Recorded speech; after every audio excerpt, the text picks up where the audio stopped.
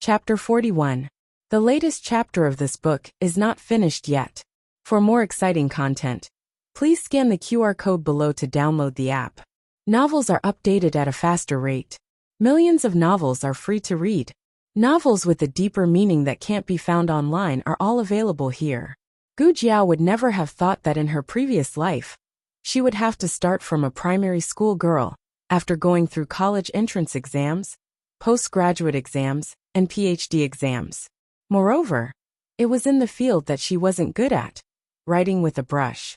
Gu Jiao was listless. She didn't feel very good. Although there was a beauty by her side, she didn't want to practice writing with a brush. No. Let's start with your name, Xiao Lulang said. His voice was between a teenager's voice and a mature man's voice. It didn't have the unpleasant sound of a duck's throat. Instead, it had a clean and low tone. Gu Jiao was a little powerless to resist. She opened her eyes wide and silently watched him write her name on the paper. It was different from when he signed the surgical consent form earlier. This time, it seemed to be more neatly written. However, Gu Jiao still didn't understand it. Gu Jiao was opposite Xiao Lulang. From her perspective, the words were upside down. Xiao Lulang turned the paper upside down, so that Gu Jiao could see it clearly. Then he wrote down the strokes and the order of the strokes one by one on the paper. Gu Jiao looked at all the strokes and felt a headache coming on. These weren't traditional Chinese characters, nor were they clerical characters. They were characters that she was completely unfamiliar with. Xiao Lulang saw Gu Jiao clumsily grasping the numbness with a bitter look on her face. He said, "The way you hold the brush isn't right. Move your hand up a little. Don't be too stiff with your wrist. Like this." Gu Jiao adjusted her hand according to his instructions. Gu Jiao's way of holding the brush was actually quite standard in her previous life. However, in front of Xiao Lulang, it was a little inadequate. "Index finger," Xiao Lulang said. Gu Jiao was confused. Xiao Lulang hesitated for a moment. Then, he reached out with his slender fingers and gently pushed her index finger up. If he had done this on any other occasion, Gu Jiao would definitely have said, "He touched my fingertips, so it can be considered as holding hands." However, he was teaching her how to read. To put it simply, it was a lesson. Gu Jiao had always been very serious in class. Gu Jiao took off her shoes and sat cross-legged in front of him. She practiced stroke by stroke seriously. Xuaningxiang was waiting in the living room. She didn't understand why Gu Jiao was in there for so long. The letter was not long. Why did he have to read it for so long? Xuaningxiang didn't know that the two people in the room had completely forgotten about the letter. One was reading a book, and the other was practicing calligraphy. Xiao Lulang would occasionally correct Gu Jiao's posture when holding the brush. As for whether her handwriting was good or not, he didn't force her. After all, it was her first time holding a brush. It was already good enough that she didn't write on the paper. If Gu Jiao knew what he was thinking, she would probably jump up and run away. She was a modern top student. How could it be her first time holding a brush?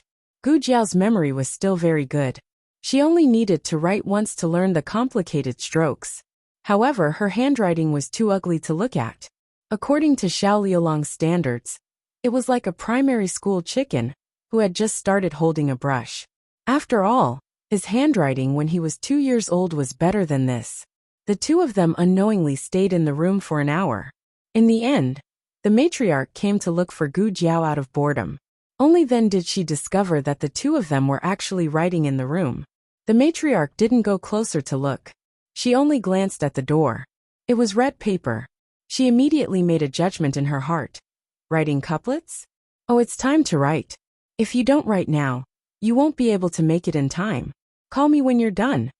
She wanted to put up the couplets. This was a very beautiful misunderstanding. However, Gu Jiao didn't think that Xiao Lulang didn't take the red paper to write couplets. It was just a coincidence that she was learning how to write, and it was delaying his progress. Now that the matriarch mentioned it, she would return to the right track and start writing couplets. "I'll cut the paper." Gu Jiao put down the brush and went to the room to find scissors. "Thank you, great aunt, for saving her from this disaster.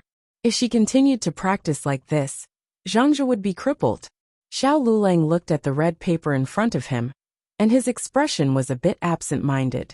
However, when Gu Jiao neatly cut the paper in front of him, he still picked up the brush and wrote a few couplets. Write a few couplets for Xiao Shui too. The matriarch reminded. The matriarch liked Xuaningxiang very much. Of course, she also liked Gu Jiao very much. Although she didn't say it, Gu Jiao could feel other people's good intentions and bad intentions towards her. When Xuaningxiang met her for the first time, she had a strong sense of bad intentions. Now this bad intentions had completely disappeared. The matriarch's liking for Xuaningxiang was different from her liking for Gu Jiao. To Gu Jiao, she liked Xuaningxiang as a family member. To her, she liked Xuaningxiang as a master. To put it bluntly, she felt that Xuaningxiang was a good guest and was suitable to visit often. When the matriarch said this, the two finally remembered that they had forgotten about Xuaningxiang and her letter. A trace of awkwardness flashed past their faces. They didn't know what kind of feelings Xuaningxiang had when she was waiting for them in the living room. An hour later, Gu Jiao brought Xuaningxiang's letter, the Spring Festival couplets personally written by Xiao Lulang, and a plate of sesame candy and chestnut cakes to Xuaningxiang's home. Why are there so many? Xuaningxiang was stunned. Of course, Gu Jiao wouldn't say that she was here to apologize. She said in a serious tone, "It's almost the new year. Great Aunt asked me to bring these over. The Spring Festival couplets are for you. The chestnut cakes and sesame candy are for your mother-in-law and son." Xuaningxiang hurriedly thanked her. Just now. Gu Jiao hesitated for a moment, but still decided to explain. Unexpectedly, Xuaningxiang smiled mischievously and gave her a look that said, "I understand."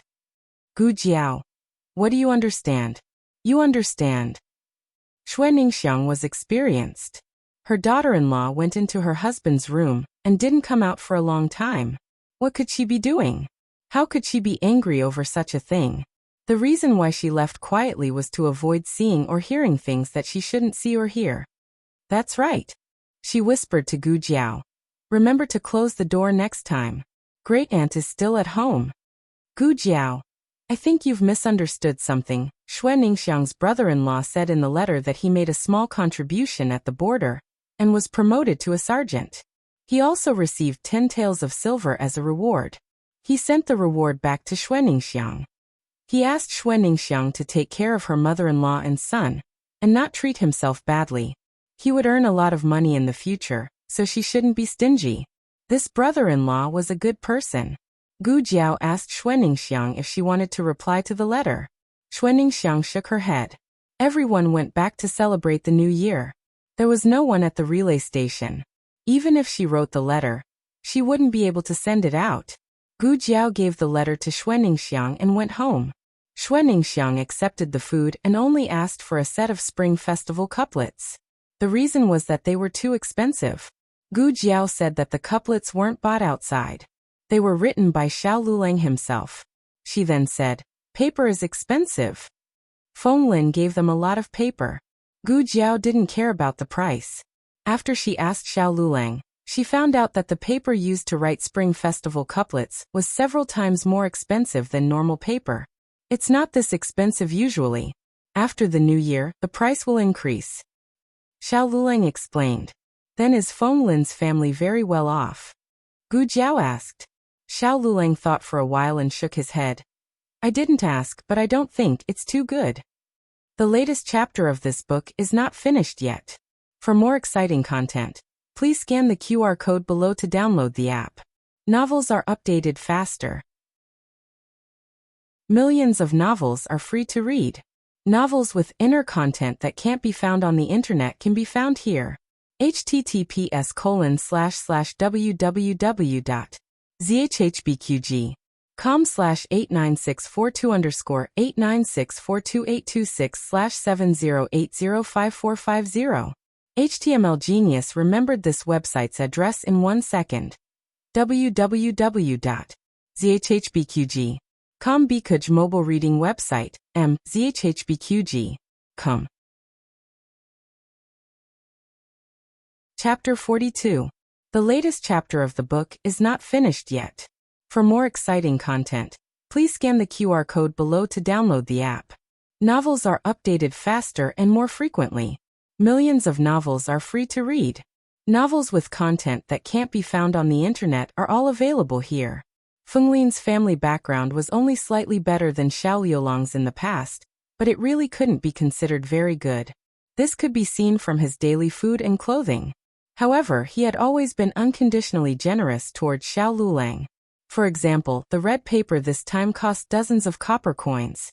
A dozen of them would cost almost half a tael of silver. He usually ate salted vegetables and steamed buns in the academy. In the evening, snow fell from the sky again. Feng Lin stayed in the academy alone. He was reading in the dormitory. One oil lamp was not bright enough, but he didn't want to light a second one. A cold wind blew through the crack in the door, making him shiver. He didn't burn charcoal. First, the academy didn't allow him to do so. Second, he didn't want to burn it. There were 4 people living in the dormitory. Usually his classmates were all here, so he didn't feel so cold. Now he was all alone and felt that all the cold wind was pouring into his stomach. This was his first year in a foreign land. He missed his parents and his sisters, but he couldn't go back. It was true that he could save a few taels of silver for travel expenses. Of course, more importantly, he had to spend all his time on studying. He didn't want to waste a single day. His family had only one son for 3 generations. In his generation, they didn't have a second son. In order to support his studies, one of his sisters married a widower as his second wife, and the other married a tea merchant who was over 50 years old. They gave up their whole lives for him. He had to work hard and return home in glory. After blowing hot air on his hands, Feng Lin wrapped the quilt tighter around himself and continued to read. Knock, knock, knock. Suddenly, someone knocked on the door. Strange. Who would be looking for him at this time? The academy was on holiday. Everyone had left. Even the teachers had gone back to celebrate the new year. He was the only one left in the empty academy. Could it be a ghost? He successfully scared himself. His face turned pale, and he wrapped the quilt tightly around himself. Who are you? It's me. A familiar girl's voice came from outside the house. Feng Lin threw off the blanket, put on his shoes, and walked over to open the door. When he saw Gu Jiao covered in snow, he thought he might as well have seen a ghost. This was a male dormitory. What was a woman doing here? Why are you here? Did something happen to Brother Xiao? Other than this, Feng Lin could not think of any other reason. Without waiting for Gu Jiao's reply, he immediately put on a cloak and said to Gu Jiao, "Where is Brother Xiao?" "At home," Gu Jiao said. Feng Lin left the room without another word. Looking at his anxious back, Gu Jiao calmly said, "There's no carriage." It was New Year's Eve, and it was dangerous, so they couldn't hire ox carts or horse carriages. Feng Lin said without thinking, "Don't you know how to walk without a carriage? Hurry up." Gu Jiao. Oh. She wasn't the one who couldn't walk. Reality proved that Feng Lin's stamina was not as good as Gu Jiao's. Along the way, Gu Jiao's face was not red, and she was not out of breath, but Feng Lin almost fell down several times. When they finally reached Gu Jiao and Xiao Liulong's house, Feng Lin felt his legs were no longer his. He used the last of his strength to open the door, and when he looked inside, he was dumbfounded by the scene inside. Xiao Lulang was sitting on a chair in the living room, watching the old lady teach Gu Xiaoshan how to cut the window flowers. His complexion was as rosy as it could be, and he didn't look sick at all. "You're back." Xiao Lulang greeted the two. "Little Feng, you're here. Come and sit." The old lady also greeted. Gu Xiaoshan had always disliked Feng Lin, but she did not roll her eyes at Feng Lin today. Feng Lin was confused, and he looked at Gu Jiao in a daze. "No, it's not Brother Xiao," Gu Jiao shrugged. "That's what you said." "I didn't say anything." Feng Lin. Why didn't he realize that this woman was so cunning? Feng Lin spent his first New Year's Eve at Gu Jiao and Xiao Liulong's house. Because he hated Gu Jiao and Gu Xiaoshan, he thought that he would feel uncomfortable, but it turned out to be unexpectedly harmonious. Gu Jiao made dumplings according to the custom of the village, and also made osmanthus sweet rice cakes according to the custom of his and Xiao Liulong's hometown. When the taste of his hometown rushed to the tip of his tongue, he burst into tears. Ah! Isn't this little evil woman a local? Why did she make the sweet rice cakes so fragrant? Feng Lin ate until tears streamed down his face. At first, It was so delicious that he cried, but later, it made him miss his hometown. He began to miss his sisters and his elderly parents. He wondered how they were doing in the year that he was not at home. Gu Xiaoshan saw that he cried so miserably, and for the first time, she did not choke him. She even gave her share of the sweet rice cakes to him. This was undoubtedly a lively New Year's Eve, for Feng Lin, and for Gu Jiao and the others. In Gu Jiao's previous life, she had spent New Year's Eve alone in the organization. After she grew up, she was no longer an experimental subject in the organization, but she had only moved from the laboratory to another room. She was still alone. Gu Xiaoshan used to spend New Year's Eve with the Gu family. There were many people in the Gu family, but no one would notice him. For example, if he ran away tonight, he was sure that no one would notice. Old Madame Gu could not remember how she spent New Year's Eve in the past, but she was happy this year. She personally put up the couplets and taught Gu Xiaoshan how to cut the window ornaments. Sure enough, he cut the window ornaments worse than her. She immediately felt better. Other than that, Jiao Jiao made an exception and let her eat 5 candied fruits. Usually she would only eat 2. Xiao Lulang was very calm. He was never a person who showed his emotions on his face, but Gu Jiao could still feel a faint sense of sadness coming from him. It was more than usual. The few of them stayed up until midnight. There were only 3 rooms in the house, and it was not good for old Madame Gu to squeeze with others. Gu Jiao tidied up Xiao Liulang's room for Feng Lin to stay in temporarily. No matter how close Feng Lin and Xiao Lulang were, he did not know that the 2 of them had not slept together. He happily stayed in the room, including the night at the inn. This was the second time that the 2 of them slept together. Gu Jiao's bed was much more spacious than the one at the inn, and the blanket was thick enough. The lights were not turned off on New Year's Eve, and the oil lamp on the table emitted a faint light. The 2 of them lay in their respective blankets. Xiao Lulang closed his eyes, but Gu Jiao knew that he was not asleep. "Did you have a good New Year?" Gu Jiao asked softly. Without waiting for Xiao Lulang to answer, a slender hand reached into his blankets and grabbed his cold and stiff hand. "Gu Jiao, next year will be better." Digression. The hidden meaning was, I still want to spend it with you next year. The latest chapter of this book is not finished yet.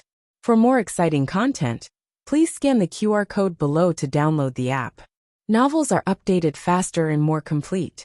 Millions of novels are free to read. Novels with connotations that you can't find online are all available here.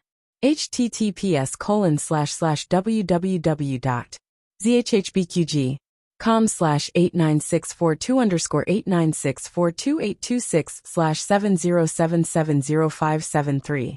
HTML Genius memorized this website's address. www.zhhbqg.com Bikago mobile reading website. zhhbqg.com.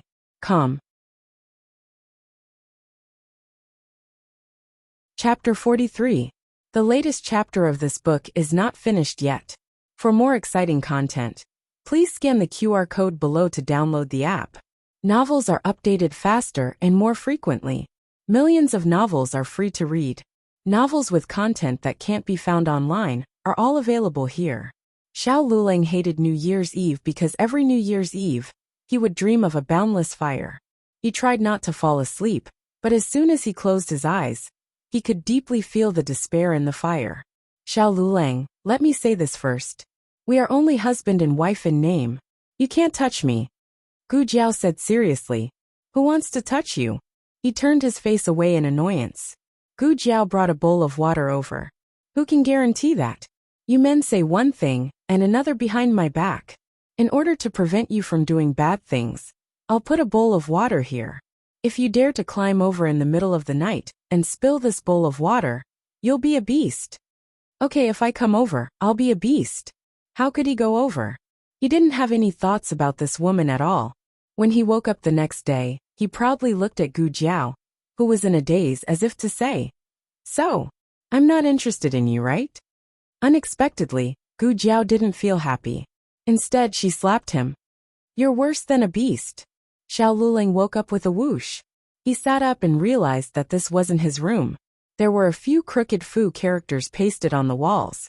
and the windows were covered with ugly window decorations. These were all the masterpieces of old Madame and Gu Xiaoshun. Xiao Lulang finally remembered where he was. He looked to his side. Gu Jiao was sleeping on her side facing him. Her baby fat cheeks were squashed, and her small lips were pouted. She had been grabbing his hand the entire night. Xiao Lulang thought of that strange beastly dream and frowned. He coldly removed Gu Jiao's hand. Gu Jiao grunted in dissatisfaction at being ignored in her sleep. She grabbed his hand again. Xiao Lulang took her hand away again. But it was useless. She still wrapped herself around him. He didn't know how many times he struggled, but in the end, he got tired and fell asleep again. The incubus didn't appear until dawn. Feng Lin stayed in Qingchuan village for 3 days. Xiao Lulang also slept with Gu Jiao on the same bed for 3 nights. Except for the first night when she grabbed his hand, she didn't do anything else. She used both her hands and feet. When Xiao Lulang woke up, he would always find that their blankets were together. When Xiao Lulang was angry, he would ask her, did you do it on purpose? And Gu Jiao would look at him blankly. This made Xiao Lulang unsure, who was the one who wasn't obedient in their sleep. Maybe he was the one who kidnapped her into his bed. Today was the day that Xiao Liulang's stitches were removed. In fact, Gu Jiao could also remove the stitches at home, but it would be easy to be exposed. Moreover, the matriarch had finished drinking her medicine, so it was time to get a new one. Even though the prescription was only an auxiliary treatment, it would definitely be more effective. After breakfast, Gu Jiao, Xiao Lulang, and Feng Lin sat in second Uncle Luo's ox cart and went to Huichun Hall in town. The workers had all gone back to celebrate the new year. There were only second master, shopkeeper Wang, and the old doctor who had always pretended to be a famous doctor for Xiao Lulang. The 3 of them had specially rushed over from home to see the results after the stitches were removed. Not to mention them, even Gu Jiao herself was looking forward to it. She was sure that there were no mistakes during the operation, but the specific recovery would depend on the final result. The stitches were removed by the old doctor, so he still had some medical skills. After the stitches were removed, everyone's eyes fell on Xiao Lulang. There were too many things involved in this operation. Second master still hadn't given up on the idea of treating the young marquis, even though he had been scolded by his own father when he returned to the capital for the new year. Shopkeeper Wang was looking forward to the success of the operation. After all, he was a person with a conscience. However, he also hoped that the operation would fail. After all, to be a person with a conscience, he had to be a person first. If he died, he would be a ghost. If he treated the young marquis, he would really die. Xiao Lulang sat on the chair. After the stitches were removed, his legs slowly moved to the ground. The crutch was next to him, but he didn't reach out to take it. He supported himself on the chair and stood up. First, he used his uninjured left foot. When he used his right foot to take the first step, he felt the soles of his feet go soft, and his whole body fell forward. Gu Jiao quickly caught him and hugged him tightly. They were a young couple. Others didn't say anything, but Xiao Liulang's ears turned red. Gu Jiao didn't notice his strangeness. All of her attention was on his ankle. "Are you all right?" She stared at his ankle and asked. Xiao Lulang shook his head. "I'm fine."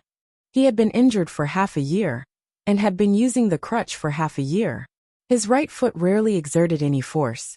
Every time he exerted force, he would feel a heart-wrenching pain. Although he didn't stand still, it didn't seem to hurt anymore.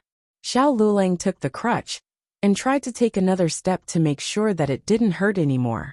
He usually didn't have any expression, but this time he was a bit stunned.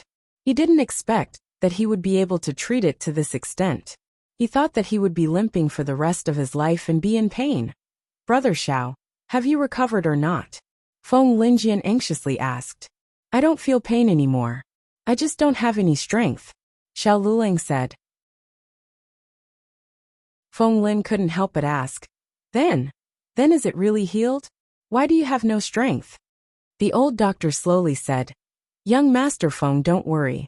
Young Master Xiao doesn't feel pain anymore. This means that the operation was very successful. But after all, he was injured for too long. His blood and qi are stagnant, his muscles and bones are weak, and his ankle is stiff. He still needs to be carefully nursed and trained hard. Can he recover to his original state? Feng Lin asked worriedly. The old doctor glanced at Gu Jiao and smiled. As long as young Master Xiao is not afraid of the hardship. Digression Jiao Jiao. Husband, you can definitely do it. Lu Lang. Yes, if you can learn how to write, I can learn how to walk. Jiao Jiao, who didn't want to write at all. The latest chapter of this book is not finished yet. For more exciting content, please scan the QR code below to download the app. Novels are updated at a faster rate. Millions of novels are free to read. Novels with content that can't be found online are all available here. https://www.zhbqg.com/89642_8964286/707355532. HTML Genius memorized this website's address in 1 second. www.zhbqg.com Bika Go mobile reading website, zhbqg.com. Chapter 44. The latest chapter of this book is not finished yet. For more exciting content, please scan the QR code below to download the app. Novels are updated faster. Millions of novels are free to read. Novels with content that can't be found on the internet are all available here. The success of the operation gave the second boss great encouragement. He decided to talk to Gu Jiao about receiving patients. At that time, Gu Jiao promised to receive patients once a month. Since Gu Jiao came to Huichun Hall, it had been exactly a month. He felt that he could arrange the schedule. Of course, because of the importance of this matter, he decided that some information unrelated to the illness could be kept secret. For example, if he couldn't be cured, he would be beheaded. However, before he could say who the other party was, he was rejected by Gu Jiao. Why? The second boss's face was full of astonishment. Gu Jiao said without hesitation, "It's too far. I don't make house calls. Tell him that if he wants to be treated, let him come to Huichun Hall himself." The second boss was confused. She could even invite an imperial physician to her residence. How could she lower herself to come to a small town's medical hall? The second boss smiled embarrassedly. "It's not far. It's in the hot spring villa near Qingchuan town." Gu Jiao raised her eyebrows. "It's already out of the town. Isn't it far?" The second boss was speechless. The second boss often felt that Gu Jiao was too capable. She really didn't seem like a village woman. However, at this moment, she felt that the hot spring villa 20 miles away was too far. Her ability showed that she was a village woman who had never traveled far. The second boss looked at Gu Jiao with some grievance. "We agreed to receive patients once a month." Gu Jiao spread her hands and said, "Yes, it's only once, but not once." The second boss was finally defeated by Gu Jiao's various reasons. To put it bluntly, he didn't want to fall out with Gu Jiao. He didn't want to fall out with her in the past, but now that he had seen her medical skills, he was even more unwilling to fall out with her. "Miss Gu, if you don't agree, then so be it. At the very least, you've saved the lives of our rejuvenation hall." Shopkeeper Wang secretly heaved a sigh of relief when he heard Gu Jiao's rejection. The second boss was at his wit's end. "What do you know? I've already sent out the invitation." Shopkeeper Wang jumped up in shock. "Boss, what did you say?" The second boss coughed lightly and said, "Aren't I thinking that she can definitely cure young Master Xiao? So I sent a visiting card in advance." The entire Zhao country knew that the young master of Marquis Ding and Fu was sick. Even if the consequences were severe, with a large sum of money, there would be brave men. There were still many doctors lining up to treat the young master. If they handed in the invitation now, the young master might not even be alive by the time it was their turn. Shopkeeper Wang simply didn't know what to say to his second boss. "It's fine if you don't go." The second boss curled his lips and said. Gu Jiao was completely unaware of the conversation between the second boss and Shopkeeper Wang. She went to the main hall to grab some medicine.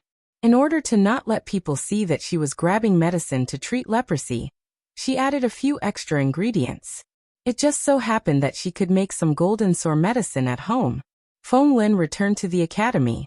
Gu Jiao and Xiao Lulang sat in second Uncle Luo's ox cart and returned to the village. Although Xiao Lulang did not feel any pain, his right leg had not recovered its strength. For the time being, he could not let go of his crutches. He used the crutches to walk back with Gu Jiao. In the distance, he saw a horse carriage stop in front of their house. The emblem on the horse carriage was somewhat familiar. The horse carriage had clearly just arrived. The driver lifted the curtain and helped a middle-aged man with an extraordinary bearing down. "Excuse me, is this Xiao Liulang's house?" The middle-aged man politely asked from outside the door. "I am," Xiao Lulang said indifferently. The middle-aged man turned around and saw Xiao Lulang and Gu Jiao. He revealed a gentle smile. "I am the steward of Tianxiang Academy. My surname is Lu. The headmaster and my master asked me to send some things over." If the Gu family was here, they would definitely recognize him as the man who had delivered Gu Xiaoshuan's admission papers. He took out a letter from his bag and handed it to Xiao Lulang. "This is from the headmaster." He then took out a brocade box and handed it to Gu Jiao. "This is from my master to young Master Gu." When they heard that Gu Xiaoshan also had a part in it, the two of them guessed who the master he was talking about was. Xiao Lulang took the letter and Gu Jiao took the brocade box. Gu Jiao said, "Steward Lu, please come in and have a seat." Steward Lu smiled. "No, I still have matters to attend to. I will leave first." At this time, Great Aunt called for Xiao Lulang from inside. Xiao Lulang supported himself with his walking stick as he entered the room. Steward Lu took out a brocade pouch from his chest and handed it to Gu Jiao. "This is from my master to Mississippi. Why is he giving it to me?" Gu Jiao asked. Steward Lu smiled but did not say anything. He turned around and entered the carriage. Gu Jiao returned to the room and looked at the things the old man had sent. He had given Gu Xiaoshan a very exquisite weasel hair brush, while he had given her a warm sheep fat jade. She had a cold constitution. When she wore the warm jade on her body, she felt like she was wearing a mini heat pack. Even if Gu Jiao did not know much about the trade, she could still see that this was a piece of precious jade. Its value was definitely not below Gu Xiaoshuan's weasel hairbrush. Gu Jiao rubbed her chin and muttered, "Oh, I thought I had fooled him." So the old grandfather already knew it was her. Gu Jiao was very satisfied with her New Year's gift. She quickly ran over to see what the principal had given Xiao Lulang. In the end, she saw Xiao Lulang sitting in a chair with a dark expression. He looked like he wanted to tear something apart. "What's wrong?" Gu Jiao poked her head out and asked. Xiao Lulang wanted to destroy the evidence that should not be there. However, Gu Jiao had already walked over and successfully picked up the document in his hand. "What is this? It seems to have the official seal of the Yamen." Gu Jiao pointed at a word she had just learned on the document and read it out loud. "Test. Is there an exam?" "Yes, the county exam." That hateful principal, he had actually signed him up for this month's county exam behind his back. He did not want to take the county exam at all. "You signed it up?" Gu Jiao asked. The principal signed it up. Xiao Lulang clenched his teeth and said. This made Gu Jiao very surprised. "Did the entire class sign up?" "I don't think so," Xiao Lulang said. "That's right, Gu Xiaoshan did not sign up." Xiao Lulang was famous for being at the bottom of the class. From the time he entered the school until the end of the year, he had never been third from the bottom in any of his exams. Even with this kind of poor results, the principal did not give up and personally signed him up for the county exam. What a great teacher!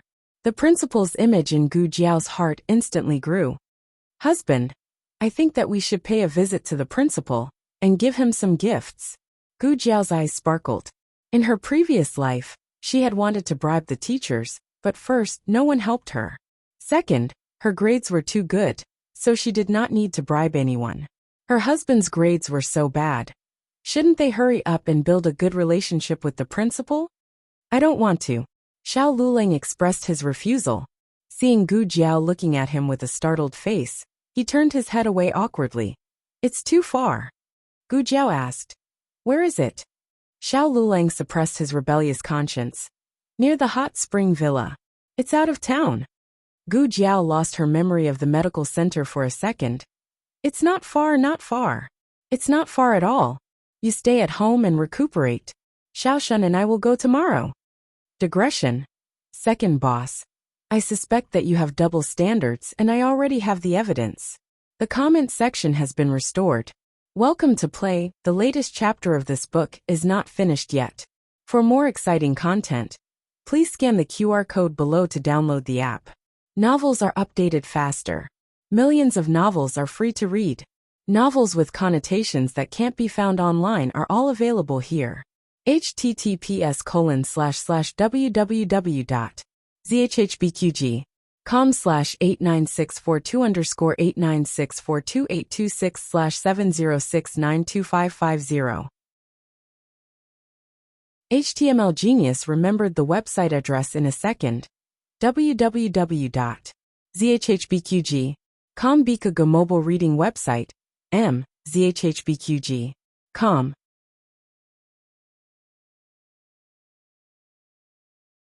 Chapter 45. The latest chapter of this book is not finished yet. For more exciting content, please scan the QR code below to download the app. Novels are updated at a faster rate. Millions of novels are free to read. Novels with a deeper meaning that can't be found online are all available here. Xiao Luling really didn't want Gu Jiao to visit that old fox, but this suggestion was unanimously approved by his family. His family was his great-aunt. Old Madame Fu said, "Yes, you should go visit him." Xiao Luling gloomily hugged his blanket and returned to his room. Gu Jiao looked at him in surprise. "Tonight, you're still sleeping at my place?" Xiao Liulong's heart suddenly felt awkward. "I went the wrong way." Gu Jiao raised her eyebrows and crossed her arms in front of her chest. "You stayed in the West Room for half a year and didn't go the wrong way. After staying at my place for 3 days, you went the wrong way." Xiao Liulong's ears turned red and he said angrily, "I already said that I went the wrong way."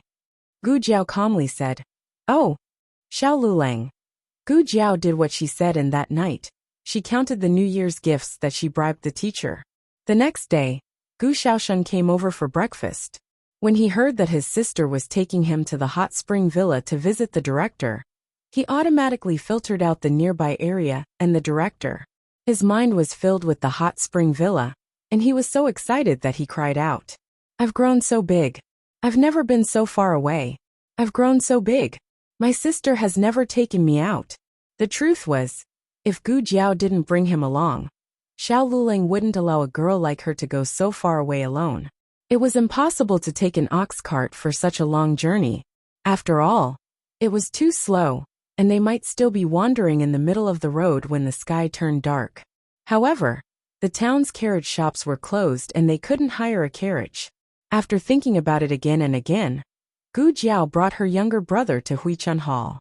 Faced with Gu Jiao's sudden appearance, the second master's expression was somewhat inexplicable. "Does Miss Gu have any advice for me?" Gu Jiao's expression did not change as she said, "I've thought about it. The hot spring villa is indeed not far away.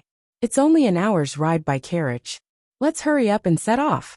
You have a carriage, right?" Yesterday, he swore that he wouldn't make house calls. Why did he change his mind in just one night? The second boss looked at the bundle in her hands with suspicion, as well as Gu Xiaoshun, who was also holding a big bundle outside the door. "Why did you bring someone and so many things? Are they all used to treat illnesses?" Gu Jiao shook her head with a smile. "These are New Year's gifts for the director. I forgot to mention that my husband's director lives near the hot spring villa. After seeing the patients, I can pay him a visit." The second boss almost spat out a mouthful of tea. "I think it's more important for you to pay a visit to the headmaster. Treating people is more convenient. You make it sound so refreshing and refined. Doesn't your conscience hurt?" In the end, the second boss compromised. The second boss, Gu Jiao, Gu Xiaoshun, and the old doctor all got on the carriage. The carriage went very fast. In less than an hour, they arrived at the residence near the hot spring villa. The high plaque above the residence had the words Li Residence written on it. This should be the director's residence.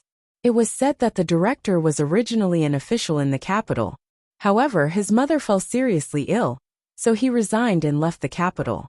He bought a residence here for his mother to live in comfort for the rest of her life. Gu Jiao and Gu Xiaoshun got off the carriage, and knocked on the closed courtyard door. Not long after, a servant opened the door for them. Seeing that it was two shabbily dressed country bumpkins, the servant did not show any disdain. Instead, he politely asked, "May I ask who the two of you are?"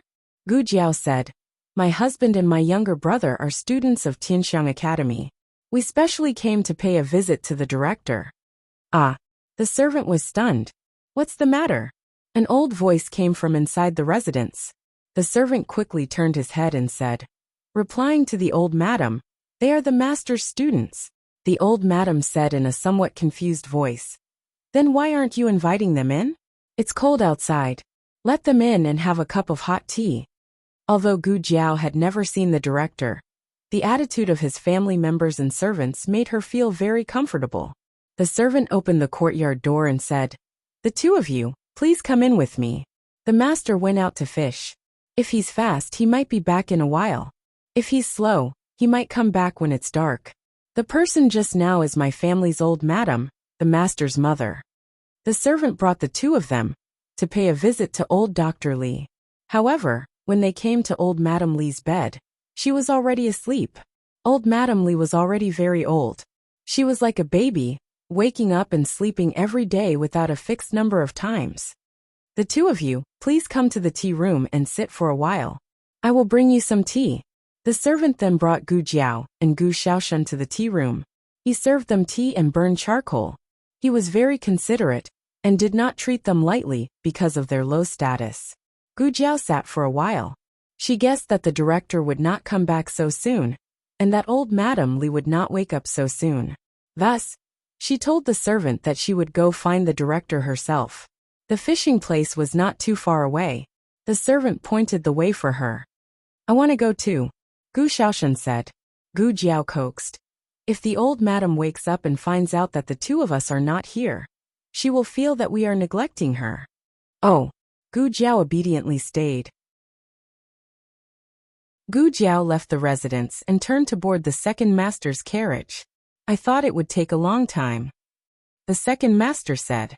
"The director is not here." Gu Jiao asked, "Where is the patient you mentioned?" "How, over there?" The second master waved his hand and pointed. At the end of the path, there was a green mountain.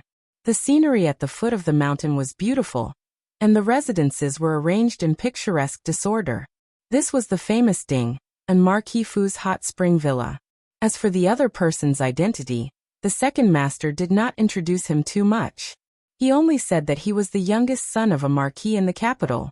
He was born prematurely and was born with a weak illness.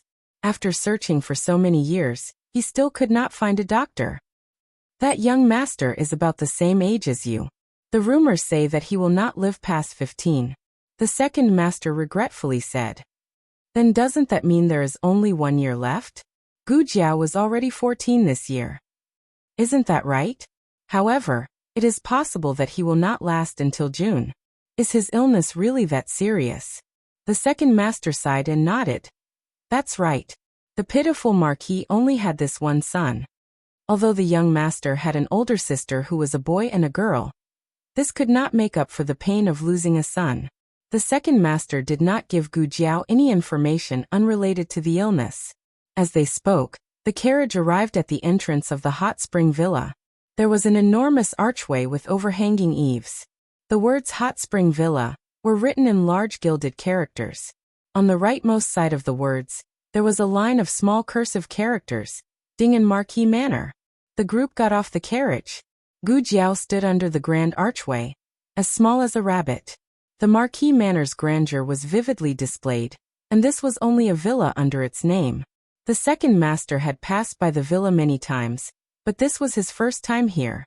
To be honest, he was also shocked by the large archway in front of him. Of course, what he did not know was that the reason Gu Jiao was staring at the archway in a daze was not because she was shocked.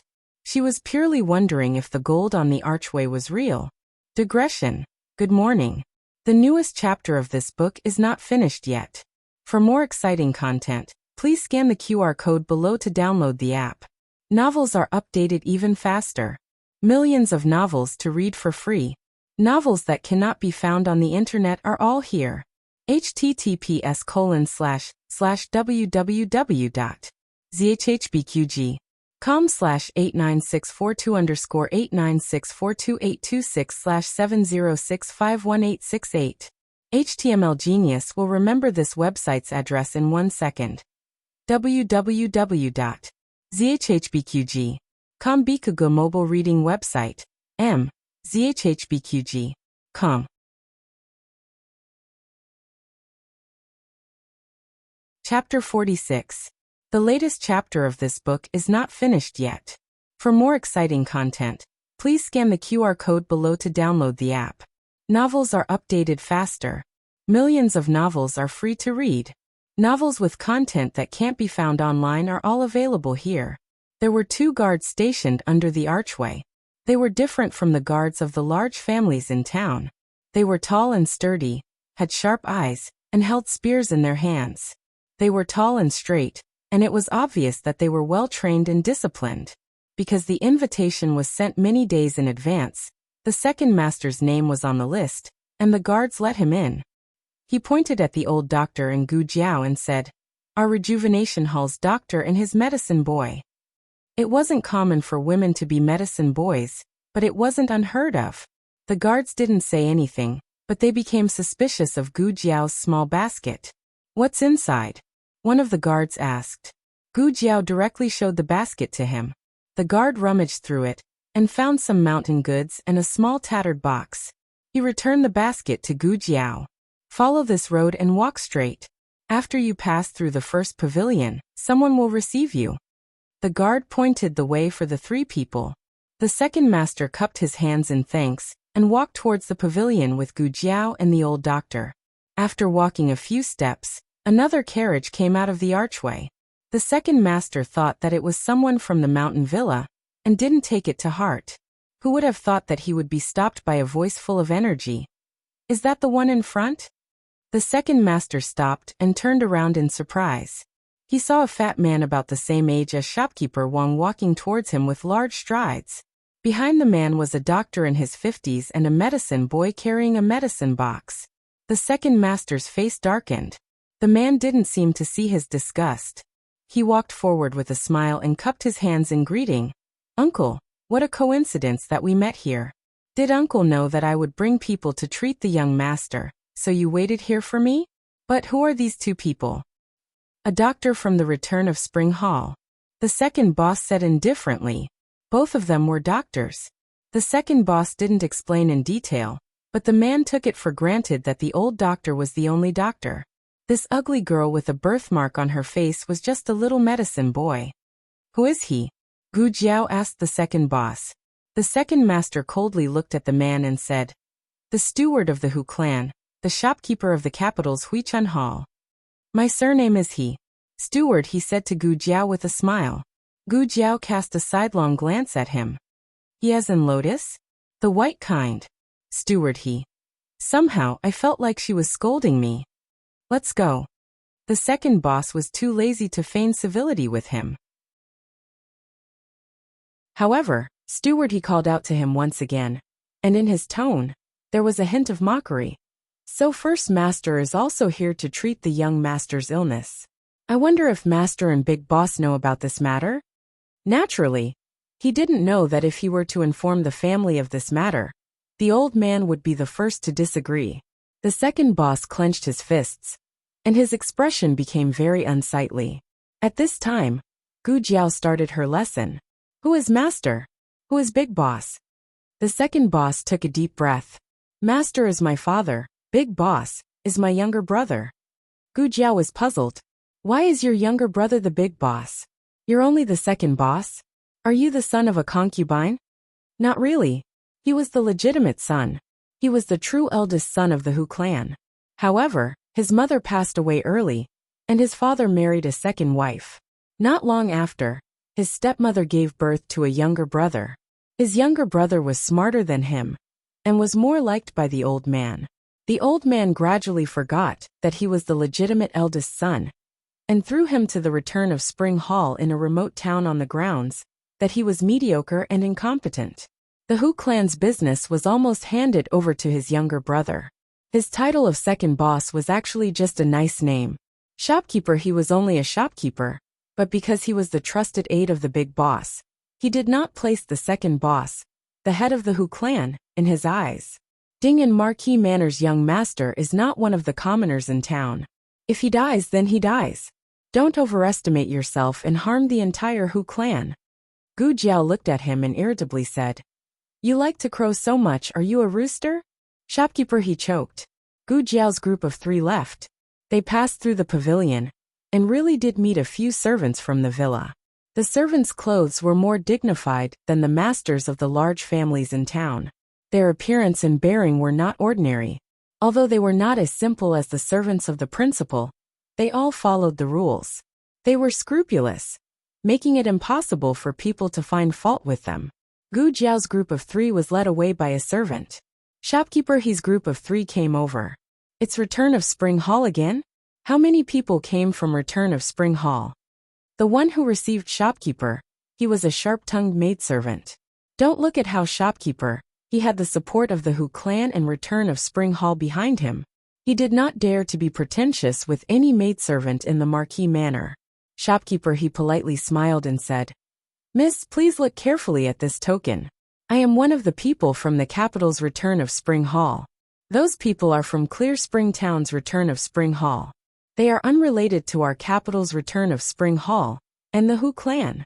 In a moment, if something happens, I hope that Miss will not blame our Return of Spring Hall." "Are they not all from Return of Spring Hall?" the maidservant asked. "It's not the same, it's not the same." Shopkeeper, he smiled and said. The maidservant thought for a bit.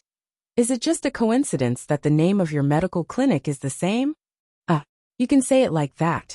Shopkeeper, he could not find a more suitable explanation for the time being. The maidservant nodded her head. "I know. Our Marquis Manor will not implicate unrelated people." Shopkeeper, he breathed a sigh of relief. That mediocre old man could not find a good doctor. Otherwise, he would not have borrowed Dr. Zhang from the capital's Return of Spring Hall. This time, it was most likely going to be a bad thing. Fortunately, he was quick-witted and distanced himself from the old man in time. Shopkeeper, he and the other 2 people walked quickly. When Gu Jiao and the other 2 people arrived, they had also arrived. The maidservant who came with Shopkeeper, he opened the curtain and entered the main room. She whispered to the steward, "Those 3 are from the capital's Return of Spring Hall. These 3 are from the town." This meant that Gu Jiao and the other 2 people were using their reputation. The steward had seen this kind of thing many times. However, since they were already here, there was no reason to drive them out without seeing them. She said, "Let those 3 come first." "Okay," the maidservant responded. The young master did not eat anymore. The maidservant called in Shopkeeper, he and the other 2 people. The young master had been ill for many years, and many doctors had been invited. However, every doctor was ordered to keep their mouths shut after seeing him. Therefore, no one knew what illness the young master had, and how serious his illness was. This time, Shopkeeper, he brought a divine doctor, who was known as Hua Tua in Jiangnan. He was especially good at treating difficult and complicated diseases. Before they came, both of them were full of confidence. However, with just one look, the divine doctor was stunned. "What's wrong, Divine Dr. Liao?" Shopkeeper, he asked. Divine Dr. Liao did not answer Shopkeeper, he. Instead, he turned to ask the maidservant in the room. "How long has the young master been in a coma?" 10 days. The maidservant said. Divine Dr. Liao's face turned pale. He braced himself and took the young master's pulse. Then he staggered and stood up. "Forgive me for my shallow medical skills. I am unable to treat the young master. Your residents, please find someone better." What he really wanted to say was that the young master was suffering from a heart disease. This illness was incurable, and he had been in a coma for 10 days. Even the gods could not save him. Quickly prepare for his funeral. Digression. Today was the day that Gu Jiao went online. The latest chapter of this book is not finished yet. For more exciting content, please scan the QR code below to download the app. Novels are updated at a faster rate. Millions of novels are free to read. Novels with connotations that could not be found on the internet are all available here. https://www.zhbqg.com/89642_89642_826/706143440. HTML Genius remembered this website's address in a second. www.zhbqg.com Bkuj mobile reading website. zhbqg.com.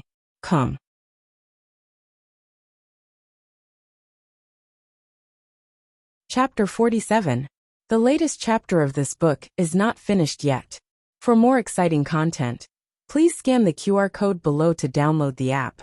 Novels are updated at a faster rate. Millions of novels are read for free. Novels with content that can't be found on the internet are all available here. Divine Dr. Liao ran out as soon as he finished speaking. He was afraid that if he didn't leave now, he wouldn't be able to leave anymore. Once little young master died, he would be the one who killed him. AI. Divine Dr. Liao, Divine Dr. Liao. Steward, he didn't expect that the divine doctor that Big Boss spent a lot of money to hire would be so disappointing and run away without even treating him. But he also understood why Divine Dr. Liao would run away. That little young master's condition was really too bad.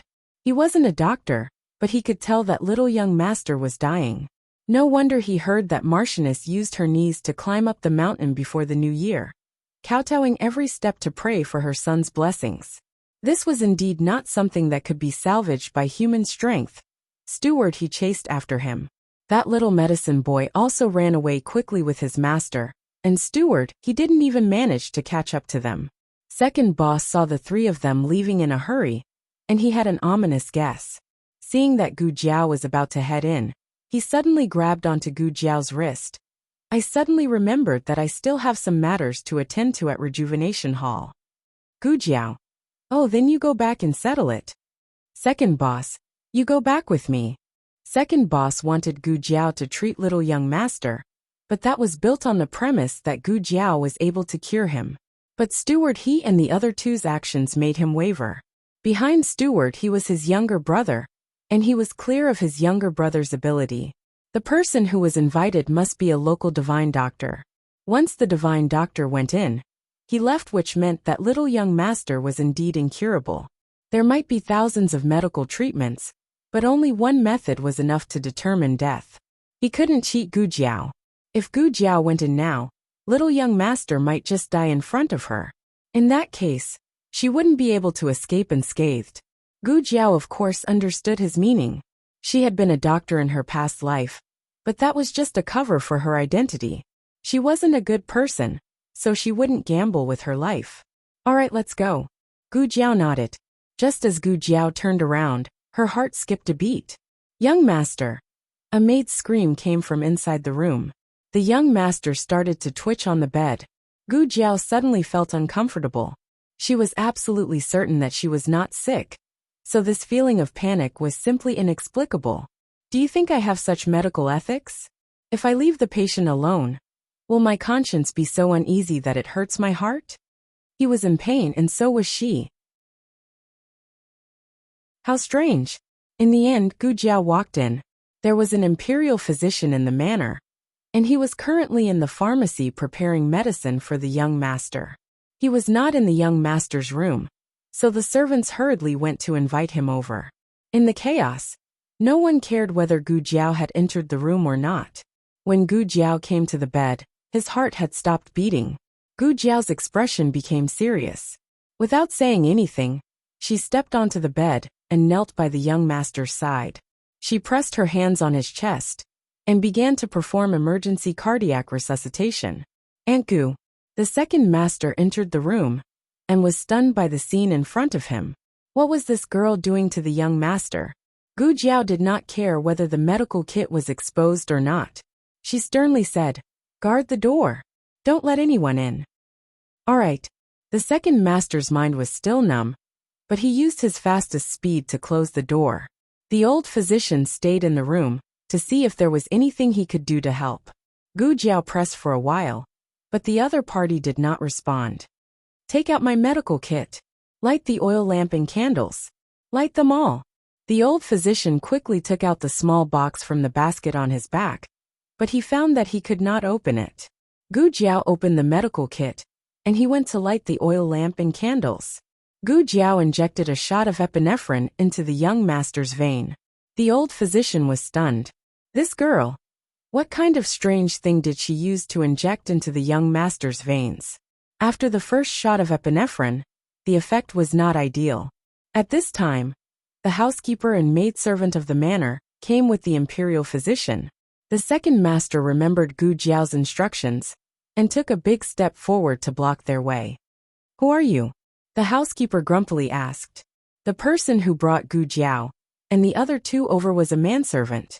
He had already left. Only one of Yu Ye'er's maidservants recognized him. Yu Ye'er was the one who brought shopkeeper He over. Yu Ye'er pointed at him and said, I recognize him. He is the one who impersonated the Huichun Hall in the capital. The second master said sternly, What impersonation? We are from the Huichun Hall, but we are not the one in the capital. Yu Ye'er complained, Look, Mama. He admitted it. The second boss was confused. No, miss, was that what I meant? Although the housekeeper grumpily did not misinterpret the second master's meaning, she did not think highly of the medical hall outside the capital. The reason why they were allowed to come in was because the Marchioness had nowhere else to go. Why are you blocking the way here? She coldly asked. The second master bolstered himself and said, Our Huichun Hall's physician is saving your young master. If you don't want anything to happen to your young master, it's best not to go in and disturb her. Mama, they are lying, a maidservant said. She had seen it from inside the room. The young master was already dead. Are you sure you can save the young master? The housekeeper's stern voice was like a knife hanging over the second master's head. A layer of cold sweat suddenly appeared on the second master's back. What a cunning mama! She put the blame on them. If something happened to the young master, it would not be because they did not take good care of him, but because the Huichun Hall did not treat him well. In fact, they had already taken good care of him. But if the young master died, someone had to take the blame and bear the anger of the Marquis and Marchioness. Who would want it to be them? The second master's legs and stomach were trembling. Miss Gu, can you do it or not? No. She had already used 3 doses of epinephrine. The old physician gradually realized that something was wrong. Even if he did not know where this strange injection came from, he knew that it must be used to prolong the young master's life. Miss Gu, give up. I'll try again.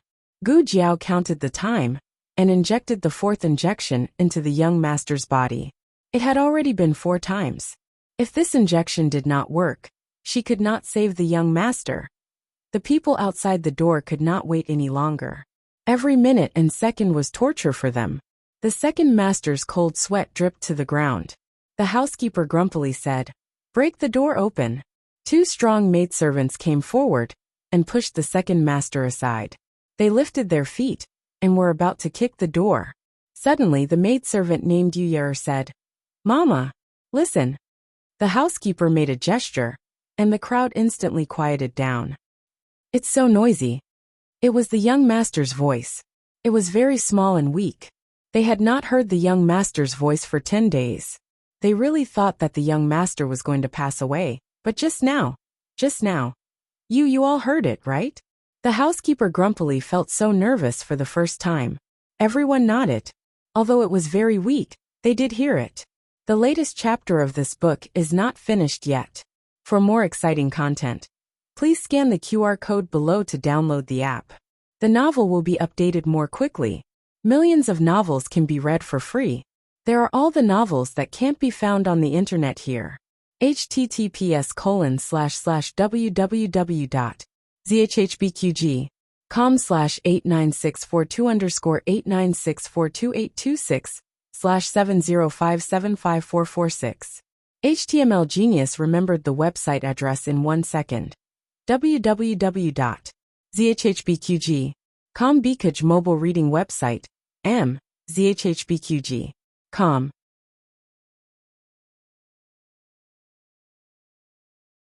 Chapter 48. The latest chapter of this book is not finished yet. For more exciting content, please scan the QR code below to download the app. The novel will be updated even faster. Millions of novels will be read for free. All the novels that can't be found online are available here. Soon the door was opened from the inside. The room was quiet, and the originally lit candles were extinguished one by one. The room was a little dark. The old doctor fell to the ground weakly, as if he had died. To be honest, he wasn't the one who saved the person. He only helped to carry the box and light a few oil lamps and candles. However, he was the only one who witnessed Gu Jiao dragging the person back from the palace of the King of Hell. The process was so thrilling that he had never encountered it before. And he would never encounter it again. The nanny in charge asked the servant girls to help him up, and she walked to the bed with small steps. In the end, she saw a little girl dressed like a village girl sitting on the edge of her young master's bed. This was the young master's bed. Where did this wild girl come from? How dare she dirty the young master's bed? The nanny in charge opened her mouth to scold her. But she was surprised to find that it wasn't the other party who was lying on the young master's bed, but the young master, who was holding the girl's hand. The nanny in charge was the Marchioness's concubine. She had watched the young master grow up, and she was very clear about the young master's virtue. Character. He was arrogant, unapproachable, and did not get close to others. He had never even held his own mother or sister's hand. The nanny in charge suspected that she had misjudged, so she went forward to take a look. She was sure that the girl was not playing tricks, and that the young master was really holding her hand. He was holding it so tightly that the back of the girl's hand was red. It was rare that the girl didn't get rid of the pain. The young master fell asleep again, but his breathing and complexion were completely different from when he was unconscious, so the nanny in charge could see that he was getting better. How could it be just now he? The little girl who followed and widened her eyes. Shut up. The nanny in charge stopped her. It was the new year. If she dared to say that the young master was not breathing, she would tear her mouth apart. Cough cough, this is my medicine boy, the old doctor explained. It turned out that he was the medicine boy of Huichun Hall. The nanny in charge looked more polite and asked softly, "Did my young master wake up just now?" "Yeah." Gu Jiao nodded and turned to look at her. She woke up for a while, took her medicine, and went back to sleep. As Gu Jiao turned her face around, the supervisor nanny saw clearly that there was a huge birthmark on the left side of her face. She thought that Gu Jiao was a little beauty. What a pity. She had originally thought that if the young master really took a liking to this girl, it wouldn't be impossible for him to keep her in his room as his personal woman. The young master's brows were relaxed, and he seemed to have slept well. The nanny in charge could not remember when the young master had last had a good night's sleep. He was always out of breath while sleeping, or he would have night sweats, colic, and palpitations. The nanny in charge did not dare to disturb them, and stood silently at the side. Gu Jiao had been busy trying to save him, and hadn't had time to look at his appearance. Now that she had a closer look, she realized that he was unbelievably good-looking. What kind of peerless beauty was this? He was so beautiful that it was against the rules. Okay, since you're so beautiful, I'll allow you to hold my hand. The floor of the room was heated, so the heat dissipated evenly.